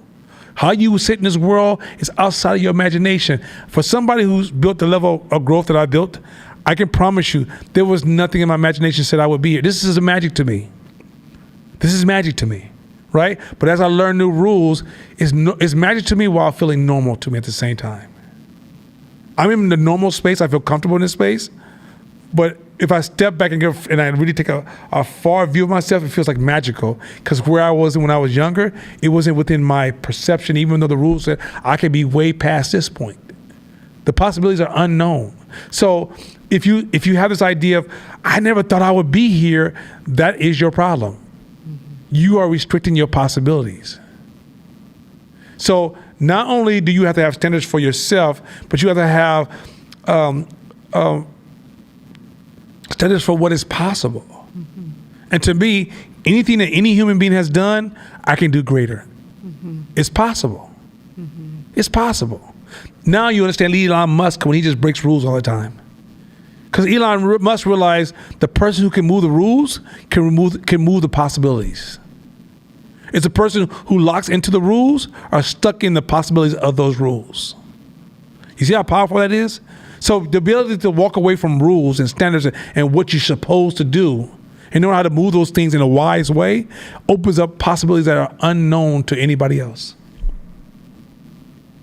It's crazy. Keep going. For most of us, that sounds like a lot of work. Okay, I can see Diallo saying that. My son would have said, but that sounds like a lot of work. Keep going. We gravitate toward being soft and complacent. Oh, wait a minute. Somebody done said a word and it triggered me.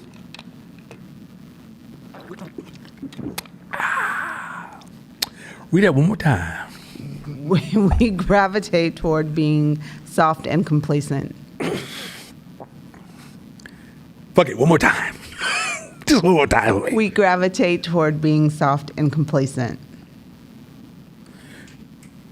Now, do you understand my personality a little bit more now? That's soft. I'm not with that. Yeah. Anybody who knows Nana knows complacency and soft irritates me to the highest level. It says, for most of us, that sounds like a lot of work. Like raising your standards and being excellent. Mind you, I practice excellence. That's my brand in the Bay Area. Anybody knows Fight 10 Media? We're fighting for excellence. That's spread all over the city, right? And even in different states, at some point internationally. And that we're going to constantly push for excellence. We're never happy with the work we did the year before. It's already trash. We go on to the next. Even in our strategical work, don't give me a report that looked last year. That means you're trash. Don't give me thoughts and ideas that stuck in last year's formula. I need you to be better than you were last year. That's a rule of IT media internally. If you're not better than we were the year before, you're trash. So that means the opposite are people who gravitate towards being soft and complacent. He didn't say floaty, he said soft. Ain't nothing soft about me. My daughter, that's it, and she kind of buff. Daughter was taught at the age of 3, NTs never quit. Run up on my daughter. She'll tell you, we don't quit like that. No soft and complacency. Do you know in this era of soft culture, I've been attacked for that? I've been made fun of. Oh, here go Nana. Oh, macho, machismo. Oh my God. Oh, that's too much of a man for me. Yeah, I can see by looking at your company, it's too much for you. You're underperforming. You're not used to being around people like me. I get excited when I hear about people perform at high levels. I get giddy. I want to go watch them. I want to see who they are. I want to meet them. I want to talk to them. I'm going to laugh. I'm spending half the time smiling and laughing because it's just such a joy to hear them talk about excellence. And when I hear mediocre people talk, it's like being at a funeral for me. Oh my God, why are you so weak? Oh my God. That's how I feel inside. I want that guy like that. That's my baby. Why me? Take me. No, don't take me with them. Anyway, go ahead. We keep going. We'd rather coast. Oh, what? We'd rather coast. We rather what? Coast. Some of y'all come from corporate America try to come in this entrepreneur world and want to coast. If you'll get out my face, keep going. That's fine. That's fine. Just realize this. Just be honest. If you do what everyone else does, Yeah. you can expect the same results that everyone else gets. Hey, black people have been kind of suffering at this, low value, low asset, low worth, low impact, low control.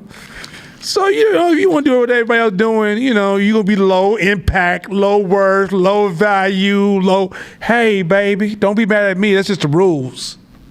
Like you said, I don't make the rules of being a champion. Champion makes me. I'm trying to live up to the rules of a champion. Every day I'm trying to become better and greater. Keep going. If you want different results, you need to raise the bar.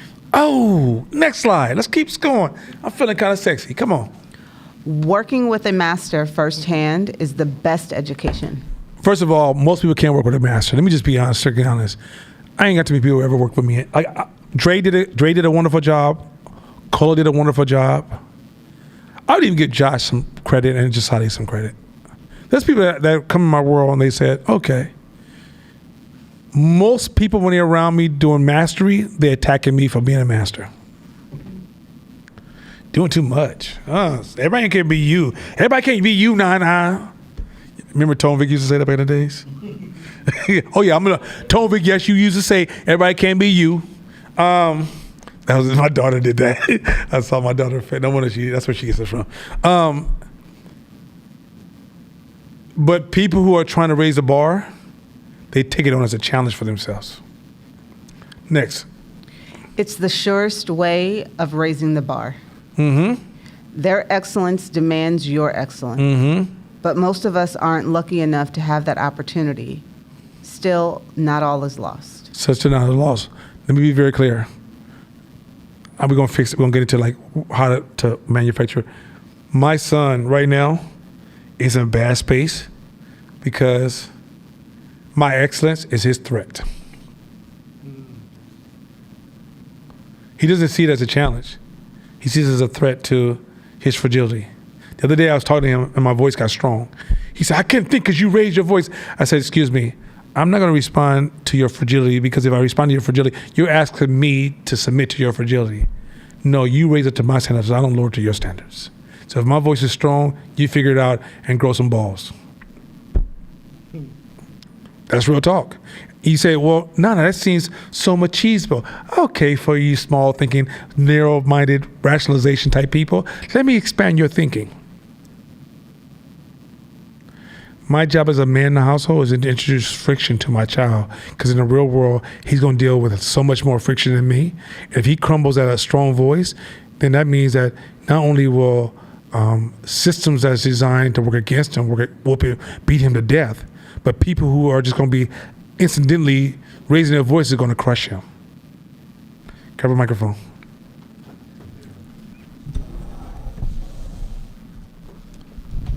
How does that work when you're doing business deals? Do you have the same type of mentality with clients as you do with your family? Well, you know, most business deals are strong experiences. First of all, I don't do it. Okay, when I was at the lower tier of business, it was a lot more fragile stuff, and I just used to tear stuff up. I was known for. I remember this one lady came in. She had a whole layout of what she was trying to do, and I laid it out, all the papers out on this big old table. And I looked at her whole plan. I said, "Okay, here's my first advice, suggestion. Whatever this is, don't ever do it again. Everything here is trash." That's me. Anybody knows me. That's how I moved. I've never been the type of. I've been trying to practice excellence my whole life because I was raised around men and women that explained to me the importance of excellence. So if you're going to do something, then do it with all your heart and soul, right? That's a statement of excellence to me. Now I deal with warriors in business, whether they're nonprofits or for-profits. They're coming to me with anywhere from 100,000 to 2 or 3 million. They don't really want to talk about fragile conversations. They want me to actually blow up their hypothesis. Because if I blow up their hypothesis, I'm going to either make the hypothesis stronger by them having to put it back together. I'm going to show them that there's more possible hypothesis in the room. Or in some cases, I'm going to replace the hypothesis.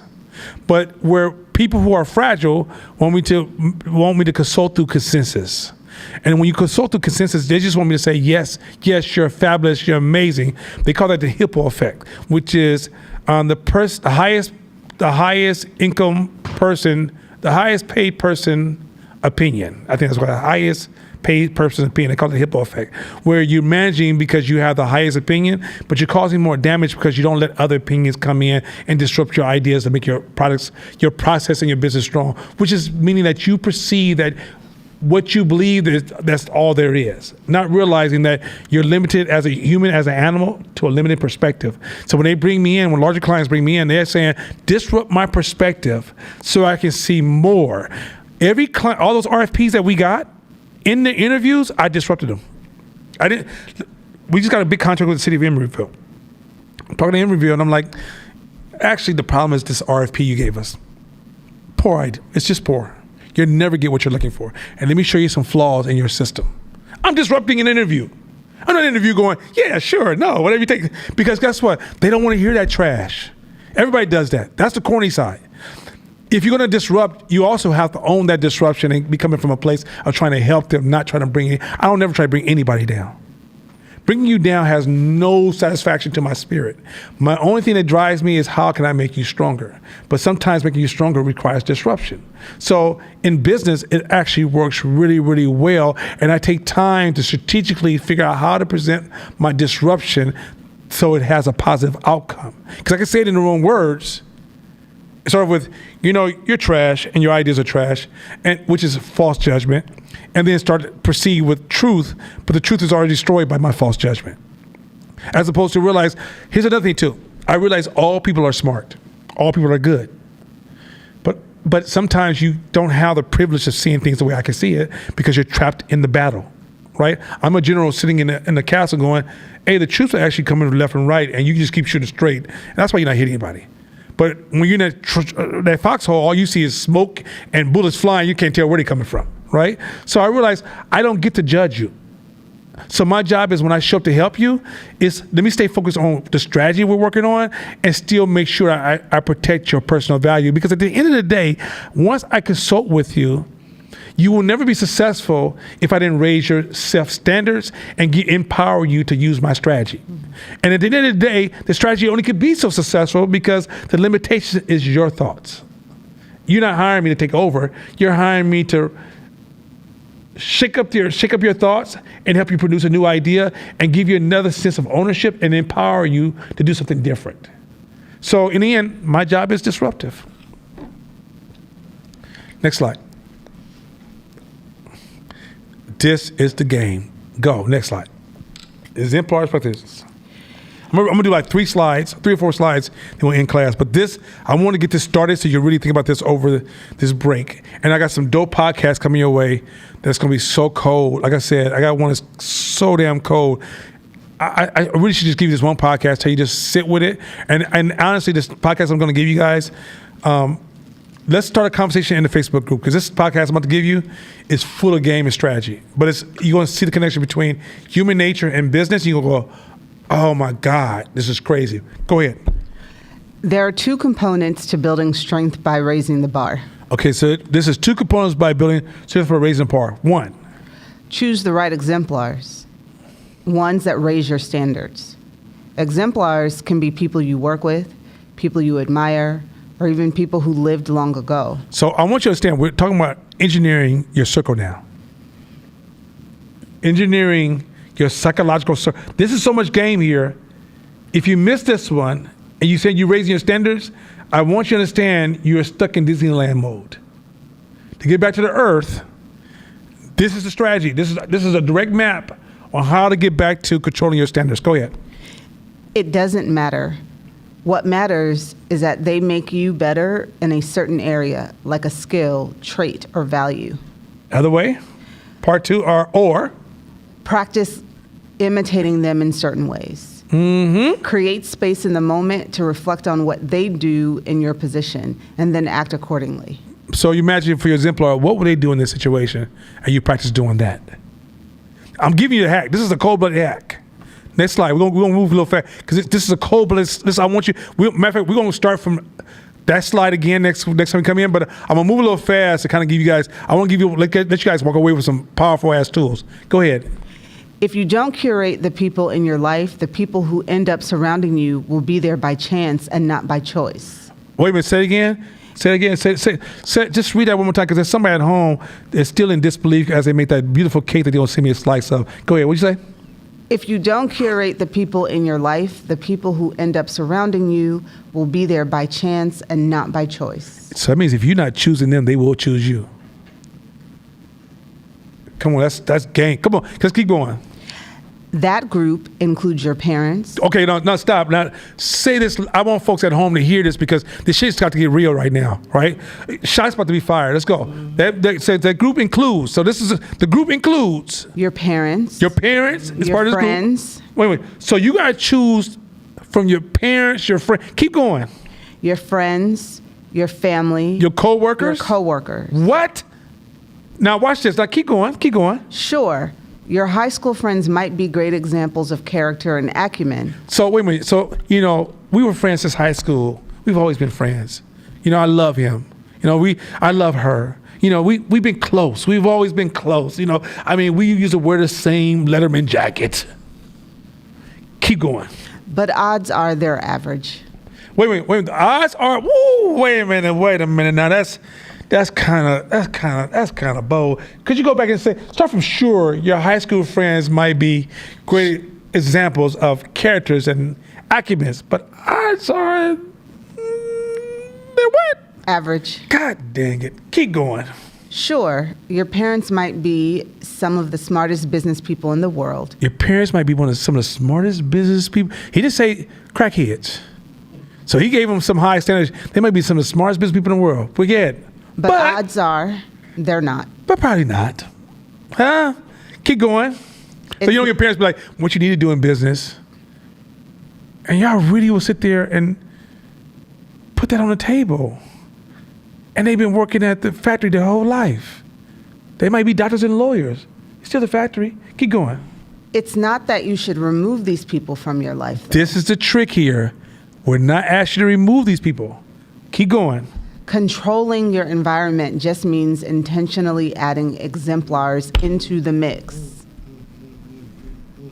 So there's some people in your life that don't belong there. That's fine. You love them. They're cool. but you know where they fit. You know their limits. Mama gives you a hug, doesn't mean mama tells you where to invest your money. Hey, real quick, 97, I moved my mom in. Mm-hmm. She hears me on the phone, negotiating. And I'm checking, I'm saying what I'm not going to do, what I'm going to do, what I'm not going to do. She comes over and she says, hey, honey, I'm going to give you some words of advice. Whenever a white man speaks, you don't disagree with him. You listen. Because you don't know what they got going on. That's like I've been around a long time. I said, Mom, that's horrible advice. I don't get down with that. But in their mind, it's game. It's game from where they came from. It's not this. They used to say, never ask your grandparents for career advice. Because whatever advice they'll give you, that world's already gone. Mm-hmm. Yeah. Like, do you realize, like, my daughter's going to be a child of AI normality? We're shocked by it. AI is going to be integrated to culture to the point that she won't even know that it was she's going to forget the day it was born. So that means all occupations are going to shift and how she has to show up to it and process the world. Me giving her some old, go to school, master English and math, make sure your handwriting tight, make sure you can type 50 words a minute. Daddy, if you don't get out this damn room with this old ass advice. Now her children, I just need to be like, look here, baby, daddy love you, grandpa love you, and I don't know. You gonna go with this? As we get further and further away from a generation, we're not qualified. Now, can we give some advice if we stay in the game? Of course we can, right? Because a lot of people I go to as mentors are older than me, but they're positioned differently. But the average person probably isn't. But keep going. Shabisha, go ahead. Okay. We finished this. Okay, so. Yeah. Show me your role models and I'll show you your future. How many of you guys, like if I said, who's your role models right now? How many of you guys can raise your hands how I really own those role models? You say If I say, who's your role models? Like I say, like right now, if a book came out about this role model and said, hey, we got this person's memoirs, you would damn near run out this class right now, go get that book. And if you don't have a role model, that's a challenge to your standards. Yeah, that's cool. But I promise you, when I move amongst black folks, a lot of us don't have role models. We're not clear on who that is. We're letting it come in by chance, not by ownership. Like, I can't wait to read stories about certain people that are my role models who said to me, and the ones who are alive, I can't wait to sit with them. The ones who are not alive, I can't wait to read about them. And I read everything I can about them. Like, how do they handle this? How do they handle that? Keep going. I'm trying to get to this one slide. I'm ready to stop. When you choose the right exemplars, people with standards higher than yours, you can transcend the standards you've inherited from parents, friends, and acquaintances.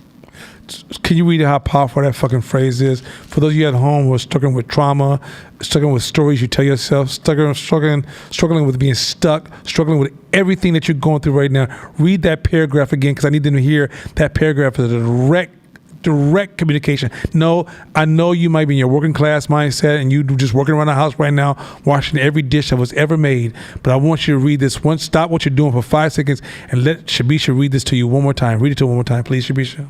When you choose the right exemplars, people with standards higher than yours, you can transcend the standards you've inherited from parents, friends, and acquaintances. Is that powerful as hell? It's a hack. It's a cold-blooded hack. So you're trying to like, how do I fix my trauma? How do I let it go? There's another way to do it. You can move forward. And you find the exemplars with a higher standard than yours. And as you stay focused on them, you'll rise above your own standards. Keep going. Your exemplars show what your standards should be. Mm-hmm. As Peter Kaufman once told me, no technique has been more responsible for my success in life than studying and adopting the good models of others. Keep going. This is so powerful. I'm letting you go, but just keep going. I'm trying to get this one phrase. The mind should have someone whom it can respect, someone whose authority might make it someone whose authority might make even its inner shrine more hallowed. Happy is he who can so respect a man that the very memory of that man can calm and direct him. First of all, that's who I want to be. I want to live my life that other people can think about my life and it can calm and direct them. That's the highest level of integrity. That you live your life to not only save those who that will come in contact with you, but when you pass on, you continue to save lives. Keep going. He who can thus respect another will quickly be respected himself. Wait. Say again. He what? He who can thus respect another So he can respect somebody else. will quickly be respected himself. I don't need nobody gonna tell me what to do. I'm my own boss. I can run. I don't need. No, by you following others, you setting up others to follow you. Keep going. Therefore, choose a Cato. Or, if this seems too strict for you, choose a gentler spirit, a man like Laelius. Choose someone whose life and speech pleases you, and who displays outwardly the same character he has. Present him to yourself always as your guardian or exemplar. So find something that rises. This Christians call it Jesus for them. Keep going. There is need, I insist, for someone against whom to measure our way of life. So you need somebody else to measure your way of life by, not your own opinion, not observation, not figuring it out. Who you are is not up to you. You lean not on your limited understanding. I know the Bible said it that way, but if it was a black version of the Bible, it wrote in the same scripture. Go ahead. Unless you have a ruler, you can't straighten out what is crooked. Ooh. In the words of E40 the Great, ooh. Keep rolling, next slide. I'm trying to get this one slide. The people we choose as our exemplars exhibit the principles, the resolve, and the overall patterns of thinking, feeling, and acting that we want to make our own. Their example helps us navigate the world. It becomes our North Star. Next slide. I'm just going to fly through these real quick and we're going to come back to it. People at the far right of the bell curve, the positive outliers, can teach you tips, tricks, and insights that might otherwise take a lifetime to learn. They've done the heavy lifting. They've already paid for the lessons, so you don't have to. So when you get exemplar, it's a shortcut. It's a super speed. It's playing the game on easy. Next one, just real quick. I want to get to this one, I'm going to stop. Next slide. Look around. Find the best examples you can of people with the attributes you want to cultivate. The people whose default behavior is your desired behavior. Those who inspire you to raise the bar and make you want to be a better version of yourself. Your exemplars needn't be alive. They can be either dead or fictional as well. Keep going. It can be make-believe. It can be Iron Man is your exemplar. I'm not even joking. I'm not even exaggerating. Because when I was a kid, you know what my exemplar was? Conan the Barbarian. I know that sounds funny, but I used to use Conan the Barbarian to talk myself through certain things. Go ahead. Look around. Find the best examples you can of people with the attributes you want to cultivate. The people whose default behavior is your desired behavior. Those who inspire you to raise the bar and make you want to be a better version of yourself. Your exemplars needn't be alive. They can either be dead or fictional as well. Then we got to kick it. Next slide. Put all of your exemplars on your personal board of directors. So here's a trick here. Listen to this. This is so important because some of you guys are focused on one person. You need a board of directors of exemplars, a group of people that you look up to, not one person, a group of people that you look up to that live by a higher standard that you use to say, what would they do in this scenario? Keep going. A concept that originates with author Jim Collins. The exemplars on your personal board can be a mix of high accomplishment and high character. The only requirement is that they have a skill, attitude, or disposition you want to cultivate in yourself. They don't have to be perfect. All people have flaws, and your personal board will be no different. But So wait, that's the one I want. This is where I want to stop.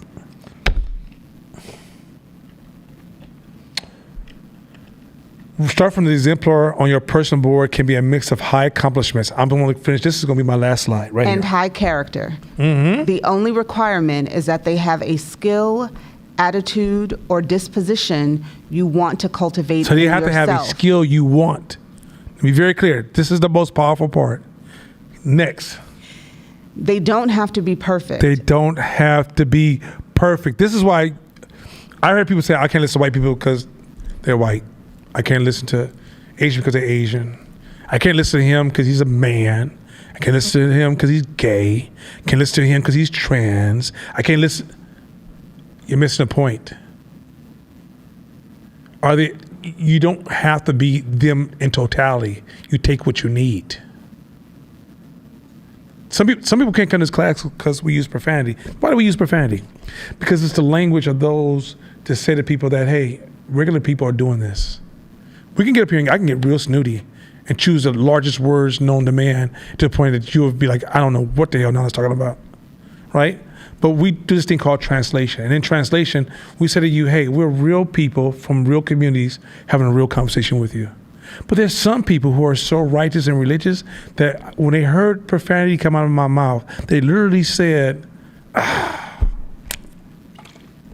can't do that. Keep going.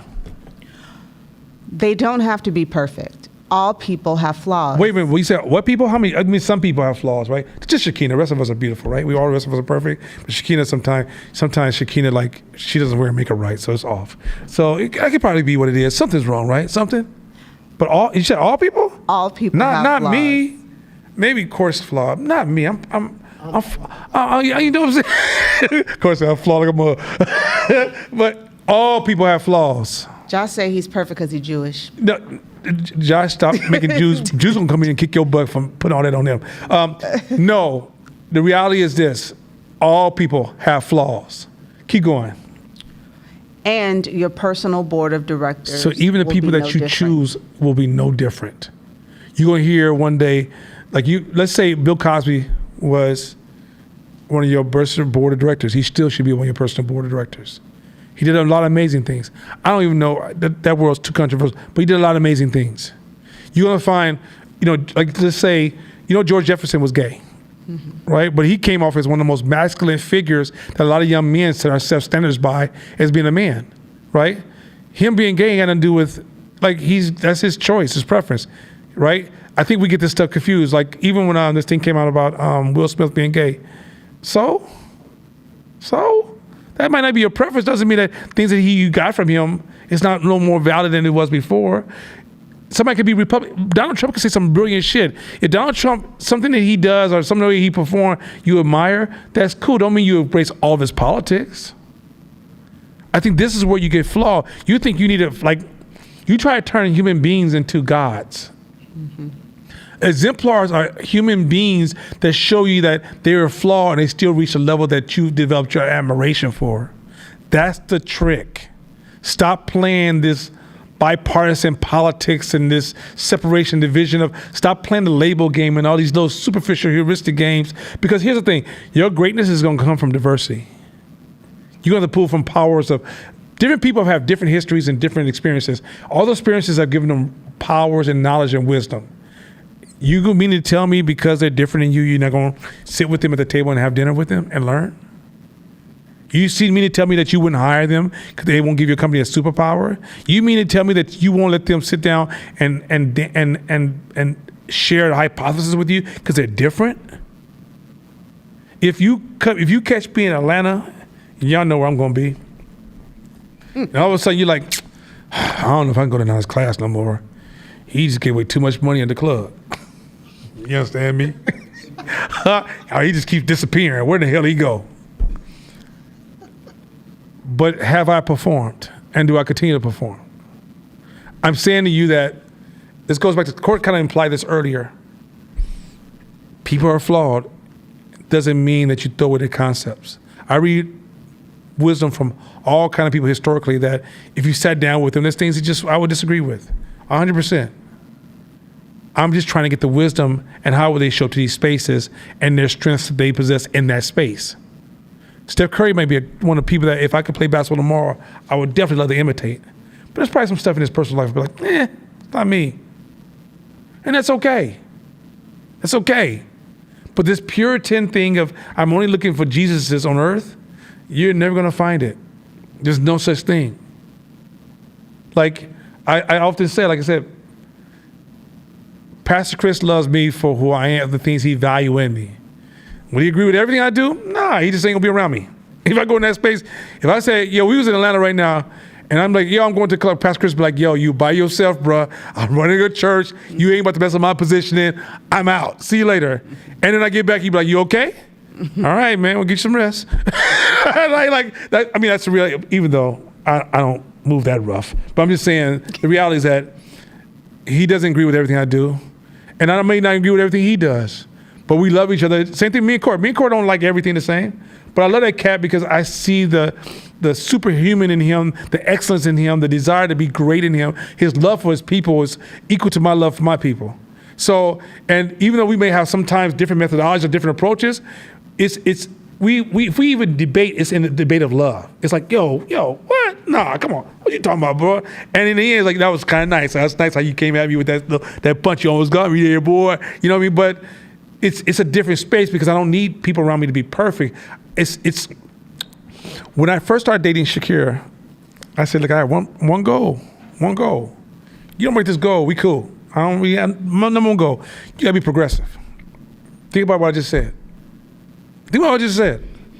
For my kids, I have one goal. I gotta be progressive. My son, that's why we conflict. I'm like, dude, you're not progressive enough, so I don't know how to talk to you right now. Why? Because when you're not progressive, you're self-destructive. You're letting life destroy you as opposed to maximizing the way you show up to life. I met a woman the other day. She was 76 years of age, and she was fine. No, let me be very clear. Old Japanese woman. And I thought she was this dude's girlfriend. It was his mom. And she was flawlessly. I spent about 45 minutes talking to this woman. Like, she snowboards at 76. She stopped jumping cliffs at 75. She's played tennis only with young people because old people are too damn slow. She still runs, lifts weights, and does yoga. She says, and you think my face is beautiful, I don't mean to offend you, but my body looks better than my face. The son said, shh, my mother's What's her IG? What's her IG? What's her IG? What's her IG? Look, he ain't doing Give me this. your IG, bro. I told her to send me a picture because we all did a group picture. And I was like, yo, you gotta send a picture because no one's gonna believe how beautiful you are. I just kept saying, I say, bro, I don't, to the Asian, because I met the Asian guy first. And he's like, yo, take a picture of us. I think he's like, I think the lady is his girlfriend. And he goes, yeah, this is my mom. I was like, wait, what? Your mom? How old are you and how old is this lady? I'm thinking maybe you just age. And he says, no, my mom's 76. And he says, and he goes, man, last year we went to Hawaii, and she walked up and down the beach in a string bikini, and everybody was amazed at her body. And she's like, yeah. She goes, yeah, all my blood tests look good. Doctor thinks I'm in amazing shape. I take care of myself. She goes, I'm getting old. I'm just not getting old. She goes, I'm getting older. I'm just not getting old. And I was like, ma'am, I said, can you please just take a picture of me? Sonny sent it to me. I need to text him saying, send me a picture. And I'm going to bring it to class. You can see how this woman is the most beautiful woman I've ever seen at 76. Japanese woman was flawless. She had her purple hair, her little purple glasses on. She was G'd as hell. Walking up down the thing. She's walking up the stairs. Her son's walking down. She's like kind of in front of him, just walking and just smiling, having a good time. I'm thinking, I just dream of being like that. Right? And part of that, and so where am I going with this?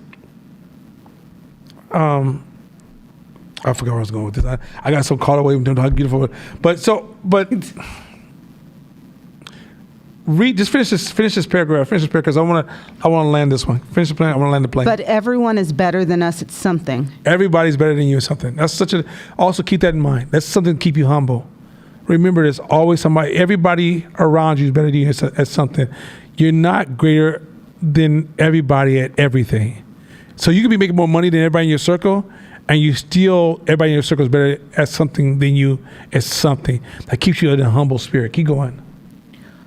Our job is to figure out what that something is and learn from it while ignoring the rest. Women said, our job is to what? Figure out what that something is and learn from it while ignoring the rest. So, matter of fact, when you don't ignore the rest, you're distracting your learning process. If I'm around a mechanic who's going to teach me about cars, and he's an alcoholic, but he's gonna teach me about cars. I'm gonna learn about working on cars.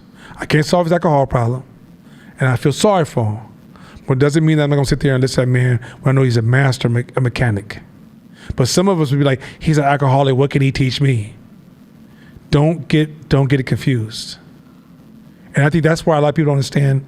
You know, people like Pastor Chris or some people are friends. I have some of my friends. We don't morally or religiously. I have Muslim friends who are hardcore Muslim. They're some bad brothers, right? And people are like, Don's not a hardcore Muslim. But you don't see where we do align. And they understand the value of that alignment. And they understand that the whole idea, even in you dating, stop trying to make somebody everything to you.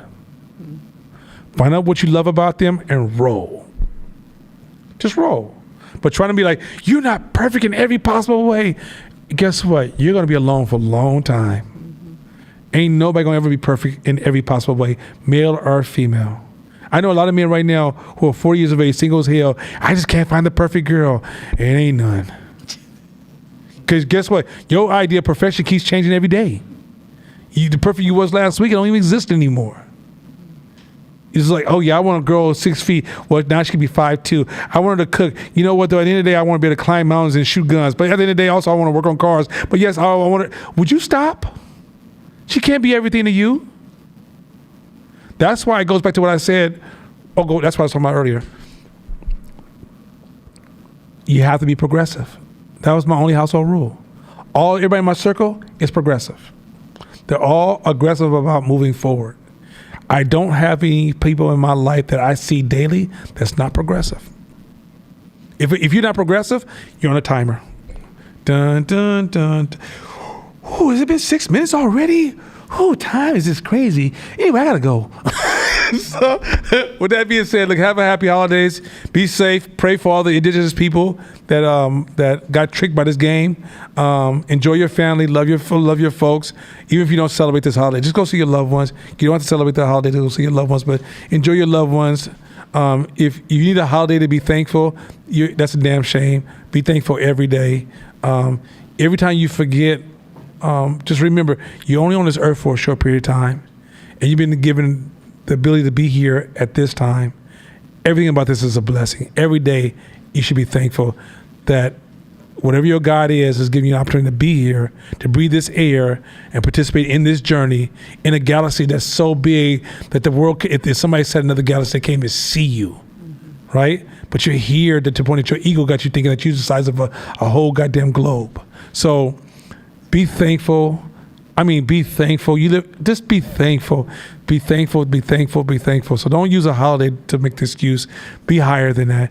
That's for the kids to start saying, oh, I need this day to be thankful. If you're a grown ass, if you're 40 years of age, the only day you talk about being thankful is on Thanksgiving, it's time to go see a counselor. All right, with that being said, have a good weekend. Peace.